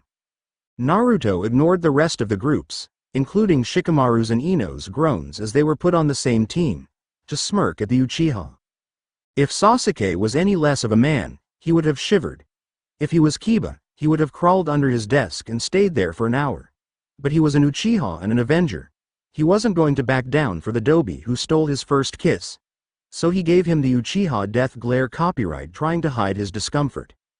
Knowing the Uchiha was slightly off balance no matter how stoic he looked, Naruto revealed some teeth in a wolf grin, all predatory and ready for the hunt. Shivering, the boy turned to the front to catch, your Junin instructors will come within 10 minutes. Please wait here quietly until your team is collected. Good luck and please, don't die too soon. Iruka left them to their own devices. Soon, Sakura was gloating about how she was going to win Sasuke-kun over with her obvious good looks and skills as a ninja, evidently forgetting it was Naruto who made out with her crush. On the opposite end, Ino was hitting her head on the desk repeatedly, whining how unfair her life was to be stuck with two losers. Soon, the ninja instructors came and went. One of the more memorable ones were a pretty kunoichi and a huge man. The woman actually knocked Kiba out when he questioned her credentials, and the man slung Shikamaru over his shoulder much like a sack of potatoes because he fell asleep waiting in the small amount of time. In not too long of time, Team 7 was left alone in classroom. Naruto was bored with annoying Sasuke and now was sitting on top of a desk with his feet swinging back and forth, humming a nonsensical tune, and arguing with Kami whether to wake up Kyuubi or not. It would be the right thing to do. No, it wouldn't. Shut up. Even Sakura has given up on bugging Sasuke. Instead, she was poring over some scroll or another about Charka. Sasuke was brooding. Yes, most of the emo kids now would be done, but hey, this is the Law we're talking about. He agonizes over the makeout scene with Naruto, agonizes over his past, and agonizes over someone he has to kill. See? He has a lot to sulk about. Finally, Naruto decided punishment was in order for the idiot Jonin who kept him waiting. He had lost the freaking argument with Kami and had sang the random tune at least 50 times. Jumping off the desk, he sculled to the front of the room. Grabbing an eraser, he placed it on top of the door. Walking back a few steps, Naruto examined his prank, chuckling evilly, oofufufufufufufufu. Stop it, stop it, stop it, stop it. Cammy howled. Looking up because of the snicker, Sakura told him in a know-it-all tone of voice, "You know a Junin wouldn't fall for that, right?" Naruto shook his head, about to explain that this prank was reserved for the really stupid people, and hello. He was the one to escape all of the Anbu and ninja when he gave the Hokage monument a makeover. Just before he could go into his speech, the door opened. The eraser fell with a poof onto the figure, hiding the person. All the kids gaped at first before Naruto started a victory dance on the spot, his invisible tail wagging hard. Hell yeah. It worked. Totally didn't expect that, but cool. Sakura looked as if she was about to cry. I didn't have anything to do with that. I swear, it was all Naruto-san's fault. I didn't even want to do it. Sasuke stared at the mess before him. The victim looked up, but they couldn't tell what he was thinking. A mask covered the lower half of his face and the forehead protector was skewed over one eye. The only remaining feature, his right eye, was crinkled. Well, my first impression is, I don't like any of you. Naruto's laughter petered off but accepted that. Sakura was about to sob, wail, cry. Sasuke said, "Meet me on the roof," was his words as he poofed off in a puff of smoke. Thoughts raced across the young shinobi's minds. The most predominant on Naruto's were. Making their way to the roof of the building, they all were silent. Well, with Sasuke, it wasn't all that exciting or unexpected. He is the quiet emo. Remember? But it was shocking that Sakura wasn't proclaiming her love to Sasuke with the BS they were destined to be together, and it was strange how Naruto wasn't proclaiming he would be Hokage and the best ninja ever. Yash copyright. Well, maybe they were arguing with inner personas. So they made it to the roof, staring at their sensei. The Junin felt a shiver go down his back, but ignored it in favor of saying, "Anyo-san, why don't we all introduce ourselves? Tell our desires, goals, and hobbies." They stared at him some more. Finally Sakura piped up with, "Why don't you give us an example, sensei?" An example? Well, the teacher trailed off, looking to the distance. Well, my name is Hitaki Kakashi. I like a couple of things. I dislike few. I have some hobbies, and my dream is none of your business. Sakura stared at him in bemusement and shock. But what about all the other stuff? We only learned your name. Shrugging, Kakashi offered, "If you think you'd do a better job, then go ahead, Pinky." The supposedly intelligent girl tossed her bright pink hair back over her shoulder with an indignant huff. "Fine. I'm Haruno Sakura. I like." She trailed off, looked at Sasuke and giggled. "I hate Ino Pig and Naruto Baka. My hobbies are," she trailed off and glanced at Sasuke again, "and my dreams are." She couldn't finish that sentence because she filled with happy giggles, looking at her beloved Sasuke-kun. Kakashi raised the one visible eyebrow at the fangirl. "Right. Anyway, the dark boy, you go ahead." "I am Uchiha Sasuke. I don't like anything. I dislike a lot. My hobby is to train to become stronger.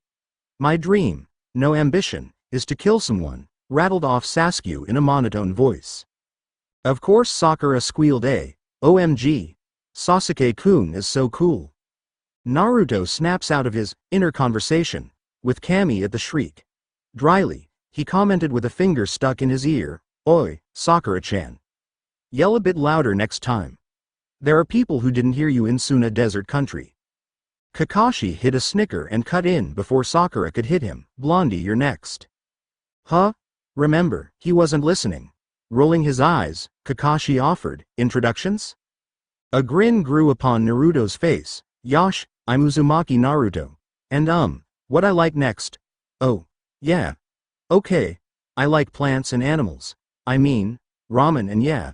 And I dislike peep, I mean the 3 minutes for ramen and I dream to be the best Hokage ever, Yash." Eye crinkling up again, Kakashi smiled. "Fine. Good. Meet me at Training Ground 7 tomorrow. And don't eat anything, you'll just throw up." The sensei disappeared in a puff of smoke. Finally Naruto spoke up, "Is it just me or is everyone insane?" Shoveling ramen into his mouth, Naruto gave a big and happy sigh. "I love ramen. Ramen is the best ever. Without ramen, life would be incomplete." Wait, what am I saying? Without ramen life would be void. There would be no meaning to life. How can anyone hate ramen? I'm just saying you should try eating the leafy greens. For the most part, plants don't mind. Well, they don't have any mind, but that's beside the point. Kami informed his host with a roll of his eyes. Speaking of food, didn't your teacher tell you not to eat anything? Something about throwing it all back up? Naruto gave a pointed slurp with the retort, and does it really look like I give a damn about that? Now leave me in peace, I'm trying to eat here. Kami threw non-existent hands up in the air in exasperation with his air. I try to help watch your health but no. You don't need it, of course you don't need it, you're the human. All I'm trying to do is make sure you don't die before you're 100, but you've got it all planned. Why don't you listen to me? I'm trying to help. Kyuubi, back me up here. Mortal, listen to your Kami, mumbled Kyuubi before rolling over, trying to go back to sleep. What was up with these two? They were always up before it was noon. The nerve. Finishing off the third bowl, Naruto dumped the empty containers onto the rack that read return. Arigato, thank you, Ojai-san. He yelled out to the cook but inwardly deadpanned. Yep, because I always have listened to Kami-sama. Shut up, kid, Kami scolded sourly. If you don't have anything nice to say, don't say anything at all. Oh my, did I really just say that? Yes, you did, you old man, jeered Naruto. Next thing you know, you'll be sitting in a straight back chair, playing shugi Japanese chess, and complaining about the wild youth of today and how you would have never had done anything outrageous like that. Kami was speechless. He didn't have anything to say. Well, he was about to say how he would have never disrespected elders so bluntly, but Naruto's jibe sunk in. Naruto chuckled, not the evil, oofufufufufufufufu, you better watch your ass one, but a rare, cheerful, and happy laugh. It wasn't often the adolescent scored a point over a Kami that has been alive for over a few millenniums. He would enjoy the small victory to the fullest while it lasted. After all, despite having two beings, thousands and thousands years old, stuck in his body, Naruto was a little slow on the uptake. Thus the reason why he had only just realized that Sakura was trying to get his attention, and judging by her flashing green eyes and dark scowl, she had been attempting the task for a while. Nay, Gomen nasi sorry, Sakura-chan. Naruto smiled easily, in effort to mollify her fury. I wasn't listening. Would you mind to repeat that? Sakura desperately wanted to burst out with a, yes, I do mind. I mind that you weren't listening to me, you used such weird and polite language, and that you took Sasuke-kun from me. But she didn't. Resigned, she signed and repeated, I said, did I just see you eating ramen? Didn't you hear what Kakashi-sensei said? Naruto felt underlying tension in her question, but couldn't help but grin at the more than slightly annoyed girl. He has that effect on people. Yes, you did, and yes, I did. What? Sakura paused and gaped openly at the honest D. He just admit what she thought he admitted. You went back on orders? Just like that? Why? Why? Repeated Naruto with the silly grin still plastered across his face, because I don't understand why I would have to go training on an empty stomach. If sensei wants to give me a good reason why I shouldn't eat, he should have said it. Besides, it was more like a request, nay? You want a good reason? He said, you'd throw it back up? Sakura argued hotly, more like a request. Damn it, Naruto, it was an order. He said, if, retorted Naruto immediately, besides, even if he did order us, and I'm not saying he did, I still would eat. Nothing comes between me and Ramen-chan. Sakura's sharp mind drew up empty, point blank at Naruto's. Eccentrics, Anyo, Ramen-chan. You call your food by an affectionate female title? Sure. What's wrong with that? Asked a confused Naruto. He always called his ramen, Ramen-chan. What was wrong with that? At least it wasn't like he had taken to calling the glorious food some actual name. Shaking her head at her, well, not quite friend but closer than an acquaintance, Sakura got back on topic, but you have to obey your orders. It says in Chapter 2, Section 21, page 63 in the Ninja Handbook. How to become a ninja. That a ninja must obey any orders from superiors. Screw the handbook, Naruto snapped. I'm not going to always obey some damn strange orders that I don't like. What if you were ordered to kill Sasuke Teme? Would you do it just cause some higher effer ordered you to? Sakura tried to reply but was stuck. What would she do?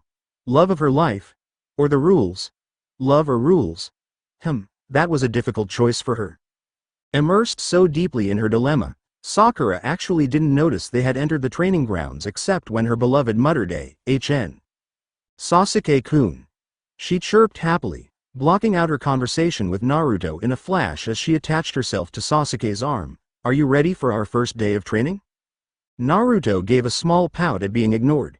It didn't help Kami was teasing. "I know there's a word for this. What was it again?" "Oh, wait, I know, dis." "Shut up," Naruto growled at Kami, trying to keep his face in the happy grin instead of a dark look he directed at. "Come on, bastard. The lady wants a reply." Sasuke sneered at Naruto Dobi but elaborated to the fan girl with a terse yes. Sakura beamed at getting an answer, despite the fact it was one short word and he had been goaded into it. Sated, she sat down on the edge of the bridge to pull out the same scroll from yesterday. Humming, she happily looked over her scribbles. Sitting down on the opposite side of the bridge, Sasuke began the long brood, about his absolutely horrible life and how no one else in the entire world could have such a shitty life. Ever. After all, he was an Uchiha, and they are the best at everything they put their mind to, even if it is sulking. On the other hand, Naruto was not about to be extremely bored by talking with himself, does not include the two voices in his head, or shudder reading. No, he was going to do something much more productive. Looking up, Sakura blinked at the figure on the shore. "Naruto," she trailed off, trying to find the appropriate words before frankly blurting out, "Are you standing on your hands, burping the ABCs?" Naruto twisted around so he could beam brightly at the distressed pink-head girl. "Of course not, Sakura-chan. Why would I do something silly that? I'm standing on my hands, burping my ABCs backwards." "Oh, yes. That makes a whole lot more sense now. Why would I have thought you would just burp the ABCs normally?" sarcastically muttered Sakura. "Despite the fact that I am in your head, I too am at a loss," tartly informed Kami, waking up Kyuubi to help him stare. "How on earth is this more productive than reading as you say?" Naruto kept on going, to burp out A, R, Q, P, O, and teetering on his hands dangerously while he made a face inwardly at his godly processor, "because I want to. Duh." "What worries me the most," jumped in Kyuubi, exchanging a despaired glance with his fellow prisoner, "is that your answer makes sense. At least, for you. Everyone loves me, you all can't help it," Naruto caroled to his prisoners happily, while he outwardly beamed at his teammates and burped, L, K, J, I. Naruto's companions, both on the inside and the outside, exchanged eye rolls. Naruto has that effect on everyone, supreme being or otherwise. He loves to be himself, even if people don't respect him for that, and he wouldn't take any crap from anybody. In fact, Naruto himself on the thought, nuttin' from nobody, nuttin' no how. Actually, he may have been a wee bit under the influence when he thought that. After finishing the alphabet all the way to A, Naruto began again. His teammates took to wincing at every rude belch, i.e. Y. Twitch, X. Twitch, W. Twitch. Unfortunately, for his teammates and prisoners' sanity at least, Kakashi-sensei didn't show up for a good 3 hours. 3 long hours, only one of the hours occupying the hyperactive Naruto with the alphabet which he went through at least 6 times before becoming bored. He then started up a song or two or a dozen, still balancing on his hands. He wore an itsy-bitsy, teeny-weeny, yellow polka-dot bikini, that he wore for the first time today. Anyo. "Oh, I've got a lovely bunch of coconuts. Dee-deedle-dee. They're just standing in a row. Bum bum bum. Big ones, small ones, some as big as your head. I don't know any more of that song. Ah. I'm a llama, you're a llama, we're all llamas. Llama, llama, llama, llama, llama, llama, llama, duck." "What's a duck?" An unexpected voice cut in, causing poor Naruto to tumble over painfully. More importantly, what the hell is a llama? Ow. Naruto moaned to himself pitifully before leaping up, all better all of the sudden, and pointing wildly at the silver-haired man. "You're late." "Way to state the obvious, Kit." Kyuubi rolled his insubstantial eyes. "What's next? You going to tell us how bright, sunny, and too damned cheery it is?" Kakashi's exposed eye blinked slowly, processing Naruto's correct accusation. "Huh. I guess I am. I suppose I was lost on the road of life." "How on earth do you do that? You only have one way to go in life." Kami frowned in confusion. "That's a very good question," Naruto told him and out loud, very loud, voiced indignantly. Only a dumbass will get lost on a one-lane road. Sasuke grunted rudely at Naruto while Sakura smacked her large forehead. Naruto, don't call our sensei a dumbass. She sent Kakashi an evil glare, even if he is one.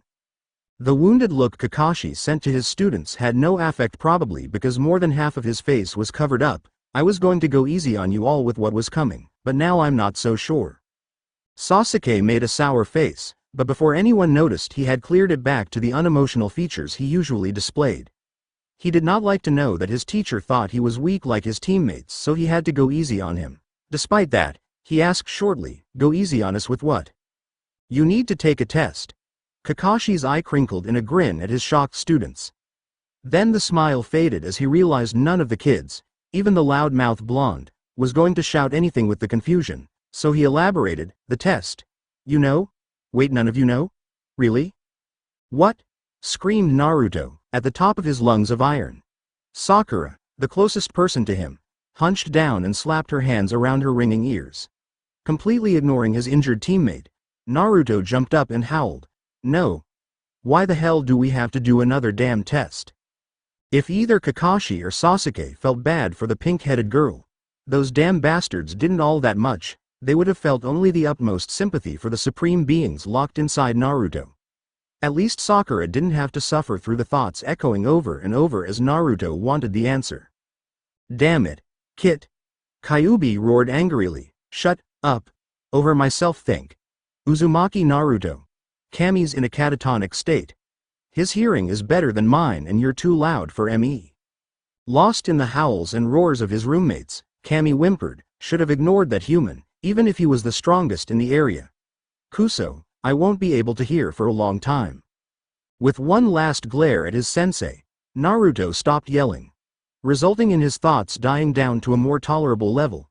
"That bast, I usually only edit out Uruka, but this sentence is way too inappropriate for anyone." "Well, excuse me, it's bad enough your teacher says stuff that, but you two? Better watch your thoughts, they become actions," the affronted Kami scolded harshly. Naruto barely bit back a growl erupting from his throat. "You're not helping."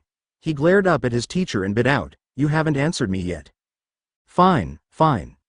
Do you know how many academy graduates make it to genins?" Kakashi grinned at the openly confused faces. "Don't you remember? Well, surprise. You have to pass a test in order to gain the next step of being a ninja?" Sakura's mouth drew tight in a grimace. "I don't understand. I hate it, but Naruto-san's right. We've already passed the test to become genins. Why do we need to take another test? Think of it like this. You passed the test to get out of the academy, but that wasn't your final exam, this is. Depending of this, I would either accept your team or you all fail. Complete and utter failure is not an option," offered their teacher with a shrug. He waited with an expecting grin. 5.4. 3. 2. 1. What? Yep, there it is. Naruto was the first to regain his voice after such a traumatizing announcement. "What? No way you. Of all the... Gah." Well, he did regain his voice, he just didn't get his brain to complete the sentences. Finally, Sakura resigned herself to the horrible fate. She trotted up closer to Kakashi and Naruto, who were off the bridge, to face her teacher better. "So what do we have to do? Some powerful jutsu? Fight each other? Complete some sort of written test about ninjas? Give us some details?" "Well, your teammate better come over too. Don't want to repeat it twice if I don't have to." Waiting until Sasuke finally joined them, Kakashi smirked, though his students couldn't recognize it behind the mask. "Well, you have passed this sort of retrieve and survive test. In other words, you have to get these from me." "Please don't tell me that he just pulled a pair of bells from behind his back," Kami commented faintly. Kyuubi frowned. "I do believe he just did. Okay, for some reason, I have the feeling I'm going to need to bleach my brain after this." "What can be so bad about a pair of bells?" asked Naruto while he said, "What the hell? We get a pair of bells from you. Fine, the sooner we do this, the sooner I can kick your asses." Before Naruto could follow through with his threat, Kakashi spoke up, however. "Yes, Naruto, sit back down, I'm not finished yet. However, if you don't get the bell, you will be sent back to the academy." The cheerful statement almost shocked his students into silence again, but Sakura piped up, "But there's only 2 bells. What about the third person if... They don't get the bell. Oh, yes. They are sent back to the academy and the other two move up in the ranks, smiled Kakashi. All three wannabe ninjas twitched at the implication. They would have to wait one more year to advance, to become stronger. Even if they were in shock, Naruto wouldn't remain silent for long. Fine, I'll just kick your ass to the moon. With that sentiment, he charged forward at the teacher as if he was reckless.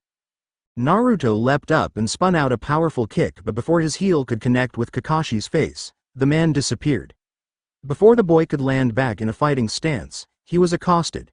His arm was twisted behind his back and a kunai rested right above his windpipe. Somewhat trigger-happy, aren't you? His teacher's warm breath across his ear, hanged and real, made Naruto shiver. I haven't even said, go, yet. With those words, he dumped Naruto back on the ground.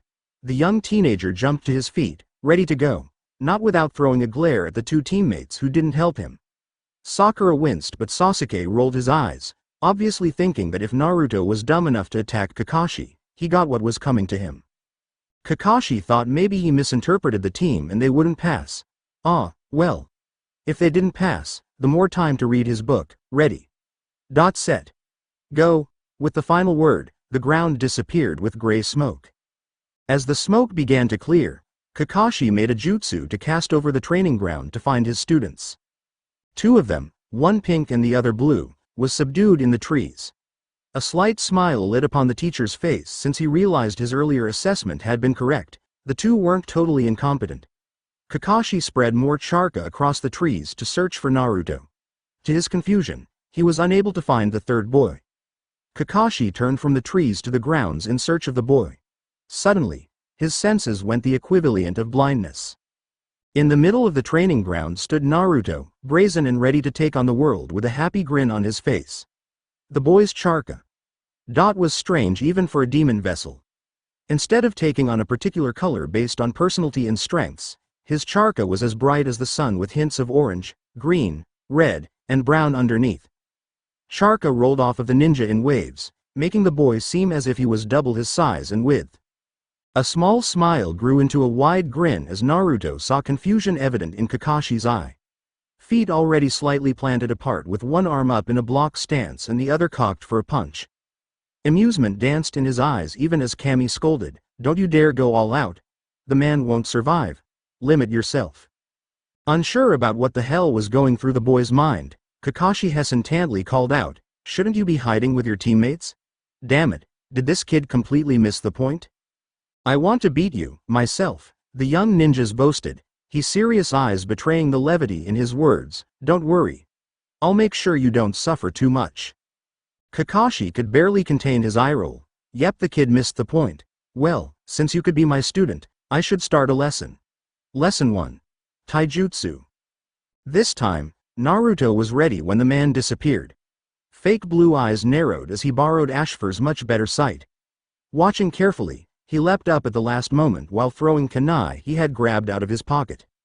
The junin skidded to a stop, the kunai burying in the ground in front of him with an audible thunk.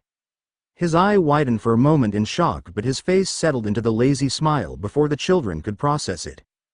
Before gravity could make itself known again, Naruto twisted. His right foot racied just above his head, ready to slam down like a hammer upon the silver head. The boy began to speed up as he plummeted back to earth. Naruto began to swing his foot down. Odds against odds, Kakashi reached out and grabbed the boy's shin in a powerful holding. The world seemed to stop for a second as the two fighters' eyes clashed. The moment passed and Naruto found himself falling to the ground with only his teacher's grip holding him above the ground. Using the momentum to his advantage, Naruto swung like a pendulum, his spine twisting to what looked like a rather painful position. His two fists smacked against the teacher's kneecaps, but he kept going until the back of his blonde head collided with Kakashi's stomach. Wind knocked out of him, Kakashi inevitably loosened his hold on the boy's leg. With the only thing holding him upside down was gone, Naruto's spine more or less snapped back to its original curve, causing him to land with a soft whumph, upright and ready to go. Kakashi was nearly ready to fight back again, once he regained his breath knocked out of him. Damn, that kid's head was hard. Well, it probably made sense, to protect the precious little stored in there. Even so, he was a junin. no need by a kid in taijutsu. The Junin regained his breath not a moment too soon. Naruto attacked him like a fury of disturbed wasps. The boy's hands flashed over and over with the gleam of shrunken between his fingers. Kakashi looked for all appearances he couldn't fight back, retreating just inches away from the makeshift claws. Finally, the young ninja lunged forward, catching his teacher by surprise.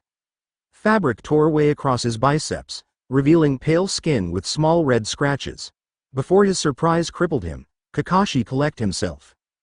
In a sudden movement, Kakashi grabbed Naruto's forearm, snaking around the shrunken. The teacher's foot lashed out with a strong kick to the boy's shin. At the sudden and painful contact, the boy's balance was thrown off.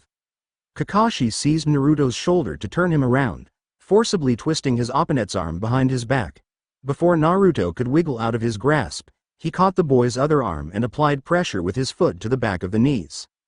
"Well, this seems familiar," Kakashi murmured to his student, while his hand flashed in mock seals, "but I'm afraid I won't be as kind to you as I was before." With that, the teacher called out, "Special technique. 1,000 years of pain." With that, he rammed his fingers up Naruto's backside as he released him. With a loud yell, Naruto flew up in the air and into the bushes. Fortunately, the leaves piled themselves up before Naruto landed to save him from a bruise. Even so, he was so gobsmacked that he could only think with the childish scandalization, "Did he just stick his fingers up my ass? I think he just stuck his fingers up my ass." Even though Naruto was shocked, Kami was far worse. He was shocked and angry. "It's bad enough my heir's a pervert, but no, the sensei has to go and stick his fingers where it doesn't belong. He's not so bad. The man will probably make a wicked lover. Can you imagine the domination in bed?" A small line of drool trickled out of Kyuubi's mouth. "No, no, no, no, no," howled Kami. "No perversum, not now, not ever, keep your thoughts to yourself." Kyuubi pouted. "I can't help it," he informed the god sulkily. "If I think it's hot, then I think it's hot." Naruto slightly snapped out of his shock to wail, "He sticks fingers up my ass and it's all painful." He could have at least followed it up with. Kami's voice dropped an octave to growl, "Don't you dare finish that sentence." Luckily for Kami, Naruto forgot to finish that thought as his Uchiha jumped out of the tree next to him. A frown marred his face while he ruggedly helped Naruto help. "What the hell were you thinking out there? You can't take on a Junin." "Why? Are you jealous he stuck his fingers up my ass and you didn't?" asked Naruto when he was pulled up but nearly fell back down when the other boy dropped him like a hot brick. Barely catching himself before he made his acquaintance with the ground again, Naruto turned back to glare at Sasuke. What was that for? The frown that had adored his face now twisted into a smirk. "You deserved it, Dobi." Whatever obscenities Naruto was going to yell, they were cut off by a loud feminine scream. Both of the boys' heads snapped to the direction of the tapering scream. Without another word, they bounded off. Jumping up into the trees, they bounced from branch to branch with deadly intent. At last, they came upon a small clearing, with only one figure. A pink-haired girl who looked traumatized and tearful. Her stained face was red and her mouth moved in a silent no over and over. She didn't react to her teammates, even as they landed in front of her. Her green-eyed gaze locked into one spot, seemingly nothing. "Genjutsu," Naruto diagnosed after quietly observing her slightly out-of-focus eyes. His fists clenched slightly as he wondered why his teacher would go all out on the graduate student. Sasuke made a small grunt to show he agreed. A small part wondered if this girl was going to drag him down. After all, he needed to be the best so he could put a scratch on his brother. But with a shake, he reminded himself that she was his teammate and he should help her at least. Unaware of Sasuke's dilemma, Naruto made a sign, murmuring, "Kai." With that, the charka that trapped Sakura rippled then disappeared as the girl awoke from her vision. With evident confusion, she stared at the illusion that had disappeared then glanced up. As she saw the two boys, a choked sob wrenched from her throat as she seized both of the boys in a tight hug around their necks. "I saw. Why you did die," was her wail. "Sakura," Naruto yelled over her sobs and iron-tight grip, "if you don't let you might kill us." At that sentiment, Sakura released the two from her grasp, her sobs quieting down to sniffles. "Sakura-chan, do you remember what Iruka-sensei said about genjutsu? An odd look crossed over the girl's face. Did you just call me Sakura-chan? Naruto rolled his eyes with exaggeration. Trust a girl to latch on the most important bit. Come on. Let's get out of the line of fire, he said even as he started to drag Sakura and Sasuke into the bushes. How the hell are we going to get those damn bells? Sasuke brought up, we can't touch him. And he says we'll have to wait another year if we fail. Sakura nodded in agreement. I can't even get near him. Frankly, I don't want to go near him. As their opinions were put out, Naruto got an idea.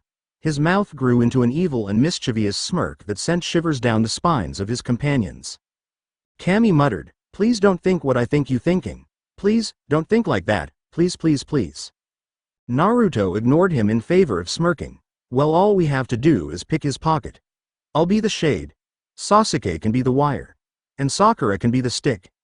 At their confused looks, Naruto rolled his eyes. Even though he himself had only learned the terms from Kyuubi and the experience in the Makai demon world, and elaborated, I'll distract him. Sasuke will relieve him of the bells, and Sakura will receive the bells and help me. Now, here's what we do. Kakashi sat on the log, reading his book he had hid under the log before. Previously, he had thought he would be reading it from the start, but the blonde dummy had attacked him first off. Not that quick attacks weren't too awful for a ninja to use, but still that boy needed to learn patience. Even so, that was rather fun. Even if he didn't go full out, he was unaware Naruto hadn't gone full out too. Now the girl was rather disappointing. He had thought since Naruto was supposed to be dead last, Sakura would be even better. But nope, not even a fraction. Feeling eyes staring at him, he looked up into the cold glare of Sasuke. The boy's voice was nearly caused frost to come out of his mouth as he said, put down that book. Today is the day I will defeat you. Nah, I think I'm fine like this, smirked Kakashi, enjoying a small amount of surprise flickering in the teenager's eyes before his mouth settled in a scowl.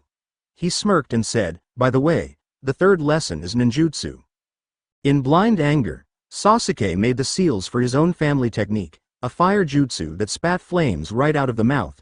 He saw Kakashi disappear right before the flames reached him and taking careful control to spin around to create a ring of fire. Naruto frowned. Now the question was how was he supposed to get close enough to Kakashi? The boy already assured both of his teammates he would be able to distract Kakashi, but he already had a plan in mind. A slight maniacal grin crossed Kyuubi's face. Kami was in the corner muttering about perverts. You could always use. A picture of a certain orange-bound book crossed their minds. The boy's lips curled into a smile that resembled the demon's. Sasuke cancelled the jutsu. He scowled when he didn't see any charred remains of his teacher. Looking around, he spotted the man leaning up against a tree, for all appearances, absorbed in his orange book. The dark teenager raced up to the tree, drawing a kunai. Kakashi gave a kick that would have connected if Sasuke was aiming for him. In one, Dr. Ward jumped over the leg and grabbed the book with one hand. In shock, the genin tried to pull the book out of the boy's hands but only succeeded in pulling the young teenager closer to his goal. A smirk curled up and his hair began to grow lighter in color. The man's eye widened and began to say, Naruto. Before the boy put his plan into action, he reversed his grip on the kunai and brought it slashing to the man's face. In shock, the man tried to move back, but was hindered by the tree he was leaning against. It seemed as if he had moved back far enough as the kunai bit and teared the fabric of the man's mask. But it was all for naught as Naruto surged forward. Kakashi closed his eye and felt something warm upon his lips. His eye flew upon in shock and he saw his student, his blonde student, kissing him with vigor. On the inside, Naruto was dancing with glee. I wonder how far he'll let me go. Only one way to find out. Without any warning, Naruto bit the man's lip with his sharp fangs. A small gasp escaped the man, forcing his mouth open. Before he could close it, Naruto stuck his tongue into the hot cavern. Naruto squeezed the man's obliques between his knees as he pressed in closer. One hand fisted against the black cloth-covered neck while the other hand buried itself in the thick silver hair. With a soft purr, the boy began to massage the teacher's tongue with his own wet organ. Kakashi was really confused, but he nonetheless slipped one hand beneath Naruto's thigh and the other on the small of the back to support the teenager. An involuntary moan escaped his mouth as the boy began to suck on his tongue. A polite cough sounded behind Naruto. Kakashi snapped into reality to drop Naruto. The man was thankful the mask was still partly on to hide his blush from the other students. Sakura was pink from head to toe with embarrassment while a dark look entered the Uchiha's face. Both were holding bells. Naruto looked extremely disappointed but not at all embarrassed. In fact, a small perverted smile crossed his face before he stood up to stand with his teammates. Kakashi tried not to betray his usual thoughts but kept his sentences down to one word: report. Since my henge skills suck and I can't recreate the fire jutsu, Sakura-chan said a genjutsu on the field to make me look like Sasuke. Hell, even I thought I was Sasuke Teme for a while. Then Sasuke Teme kindly relieved you of your bells while you were distracted. Rattled of Naruto. An unrepentant smile still stuck on his face. Before Kakashi could react, Sakura smacked Naruto on the upside on the head. Don't you dare downplay your part. Naruto Baka came up with the plan and stood up to distract you? But Naruto-san didn't get a bell, stated Kakashi, setting his feelings aside to curiosity on how the graduates would react. Guess I'm going back then, Naruto sighed. Well, can't say this time was wasted. Got to make out with two extremely hot guys in the span of 48 hours. No, was Sasuke's one-word answer, but didn't elaborate. After all, Sakura did it for both of them. Sasuke-kun's right. You don't deserve to not become a genin. If Kakashi-sensei can't see that, I don't want to be under his team. At their replies, Kakashi smiled, which they could see. I would be really stupid to let a team as gold as you to slip out of my grasp, and I'm not stupid. At their looks, the smirk became more pronounced. Welcome to Team 7. Naruto was first to react with a cheer. Laughing, he hugged his teammates in exuberance, chattering how strong he was going to become and if anyone wanted to treat him to ramen. Yep, Kyuubi mumbled, we'll need brain bleach, omake. Kakashi was exhausted. His new genin team was tiring all because of the little blonde bombshell that came on his team. But, he mused, it will defiantly make life a little more interesting. Before he could go home and lie down, he first had to give his acceptance or failure to Iruka-san and the Hokage-sama. He trudged to the small building and opened the door. Yosh! A voice yelled as soon as the silver-haired man stepped in. Kakashi-sensei is back in youthful hipness. Even if he's late, it cannot deny the youthfulness around him. At the first word, Kakashi groaned. Hell no. And by the end of the yell, he was gathered into a bear hug. A sigh escaped him but he managed to say, Yo, Guy-san. Guy separated and pointed to himself in green spandex glory, such a hip and youthful phrase. My youthful rival is so youthful. I will run 100 laps around Konoha as punishment. With one last sparkle of teeth, the weird man took off. Kami-sama, I thought he'd never leave, a dark woman in the corner, Anko, sneered. I was about to rip off the caterpillars he calls eyebrows straight off his face. So what happened to your team? A bear of a man, Asuka, asked as he took a drag on his cigarette. Team 10 passed, if only because their skills and the possibility to work together. But they had to be retested at the log. Did Uchiha-san actually touch you? Kurenai, the pretty, young, red-eyed Junin eagerly asked. Or did Uzumaki drag him down? 8 passed. The teamwork is phenomenal. But Kiba-kun did have to have the log treatment. Please, remarked Ebisu, still stung about Naruto. Even the smartest girl in the class and the top rookie of the year could pull up the dead last. Kakashi-sensei had to send them back. Genma, the Senbon needle-sucking Junin, inserted, the Uchiha might had pulled them up if he and the girl worked together if they did team up. But they probably did fail. They passed. Kakashi spoke up before they could go on the tangent about Naruto would pull teammates down if they did work together, with flying colors. A shocked silence descended over the Junins before Genma turned to Ebisu. I told you so. Before the sunglasses bearer could retort, Kurenai cut in. Did Uchiha-san defeat you? Did Haruno-san use some sort of jutsu she memorized? Kakashi told them blandly. Naruto-kun stuck his tongue down my throat. He swept to the office as the rest of the strong elite Junins froze in shock. A happy smile curled all the way to the corners of a fake blonde head. His smile shrunk to form puckered lips in order to whistle a random merry tune, as the ninja skipped down to the bridge for his team's first mission. I'm so excited. I can't wait until I get there. We could go to exotic places, see new animals to convince to come back, breed new plants, and meet hot guys. Yes. I wonder if you're happy. A rather put-out demon that was trapped inside of the boy wondered sarcastically, because I can't tell over your squeals. Stop teasing him. You're just jealous he cares more about his human life than spending his time to focus on you. The other being trapped within the boy, Kami, told him off with a scolding glare. Halfway through a pout, sulk fit, Kyubi had a change of heart and smirked evilly. Don't worry your pretty little head over it. You're the only one I'll be jealous over. Naruto ignored the much too happy snickers from Kyubi and a heavy blush from Kami for the sake of his own sanity. My first mission. My very first mission ever. Oh my gosh. Yosh. This is going to be so much fun. Might I remind you that you just passed the bell test yesterday? And that it was you babying your teammates all the way and pulling wool over your teacher's eyes? Scolded Kami. Does it look like I care? The shinobi pertly questioned, because I'm so happy we got a mission? Kami tried to calm the boy down with reason but was forced to give up in mere minutes. Naruto was frankly much too excited to listen to the god's worries. Sighing, Kami turned his quivering eyes to Kyubi and asked, will you make him listen to me? Unknown to Kami, Kyubi was forced to blush as he saw those dark green eyes stare pleadingly up to him. His own red eyes, that Naruto had gotten after Kami bridged the gap between them, went from those beautiful eyes, to the supple pink lips practically begging for a kiss, to the had and taut muscles on the god's chest, and to, well, he forced himself to think the full moon is tonight, Kit. No. The winds went out of Naruto's sails so fast, both Kami and Kyubi winced.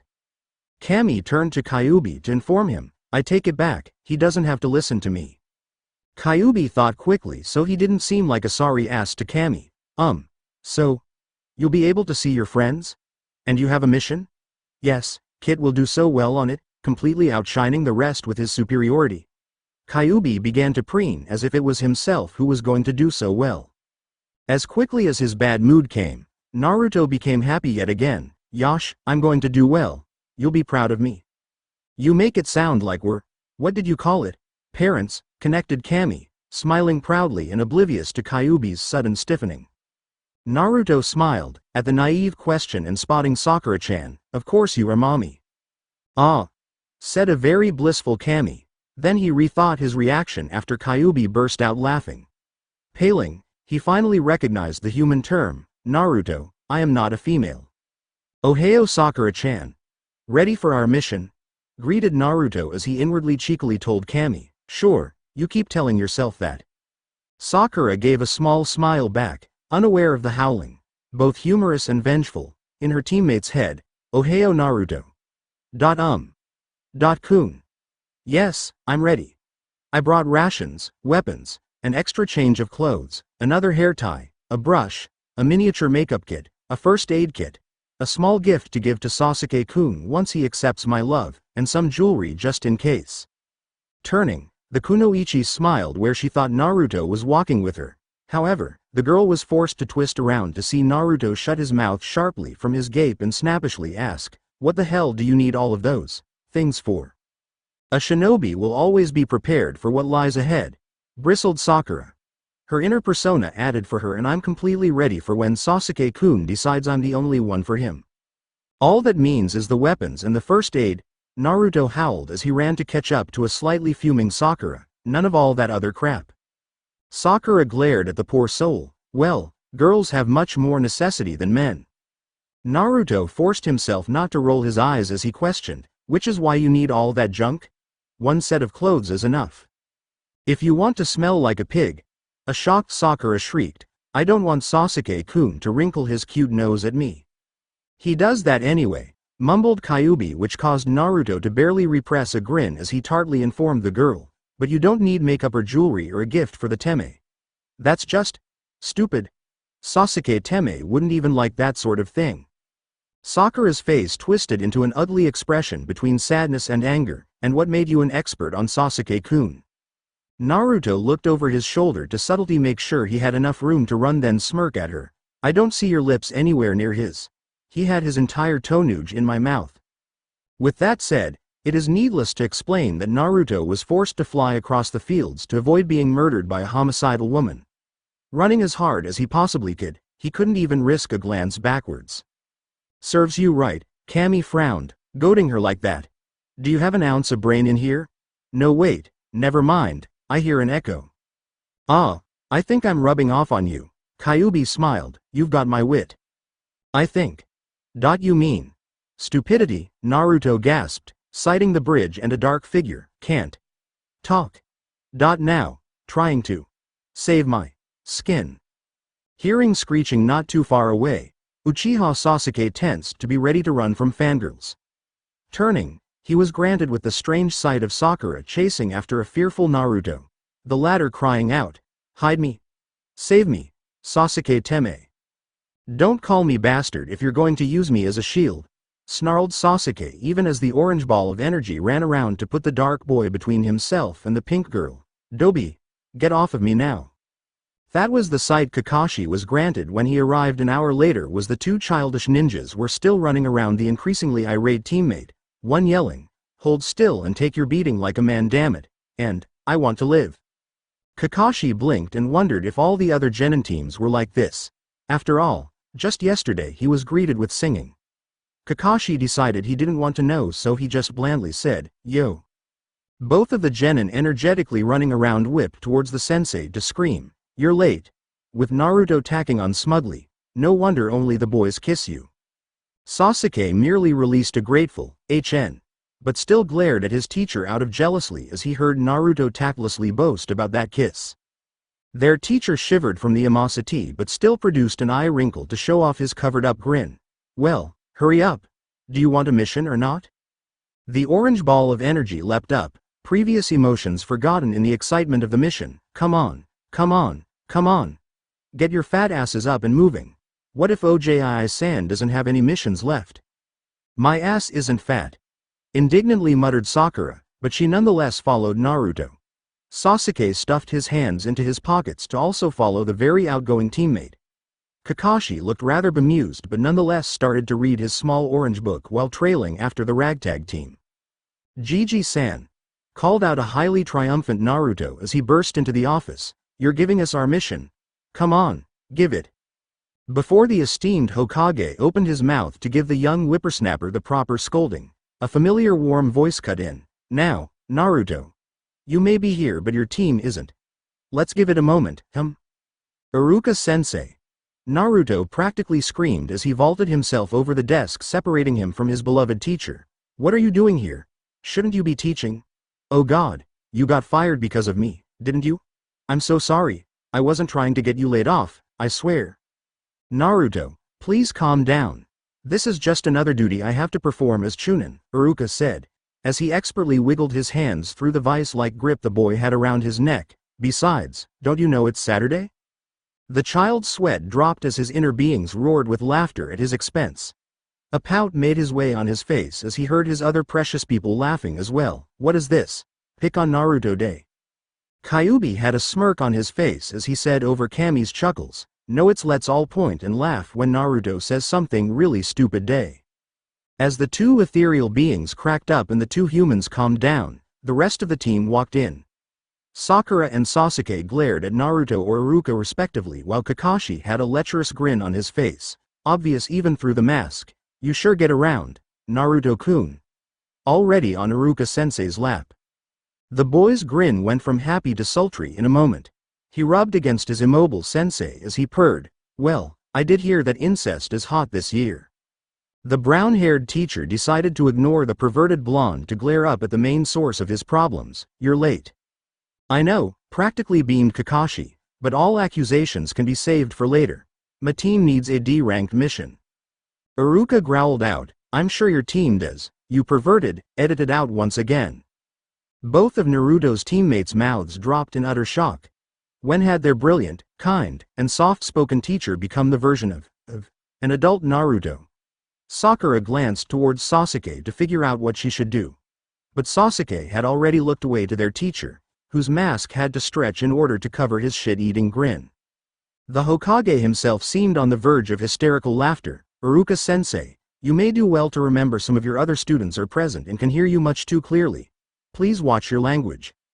Iruka blushed a tomato red before burying his face into Naruto's soft blonde hair and mumbling an apology. Naruto smiled at the contact and purred, his tail softly wagging so his teacher wouldn't notice it. Barely smothering his giggles, Saratobi order of Iruka-san before I revoke the mission, before I even give it to the team.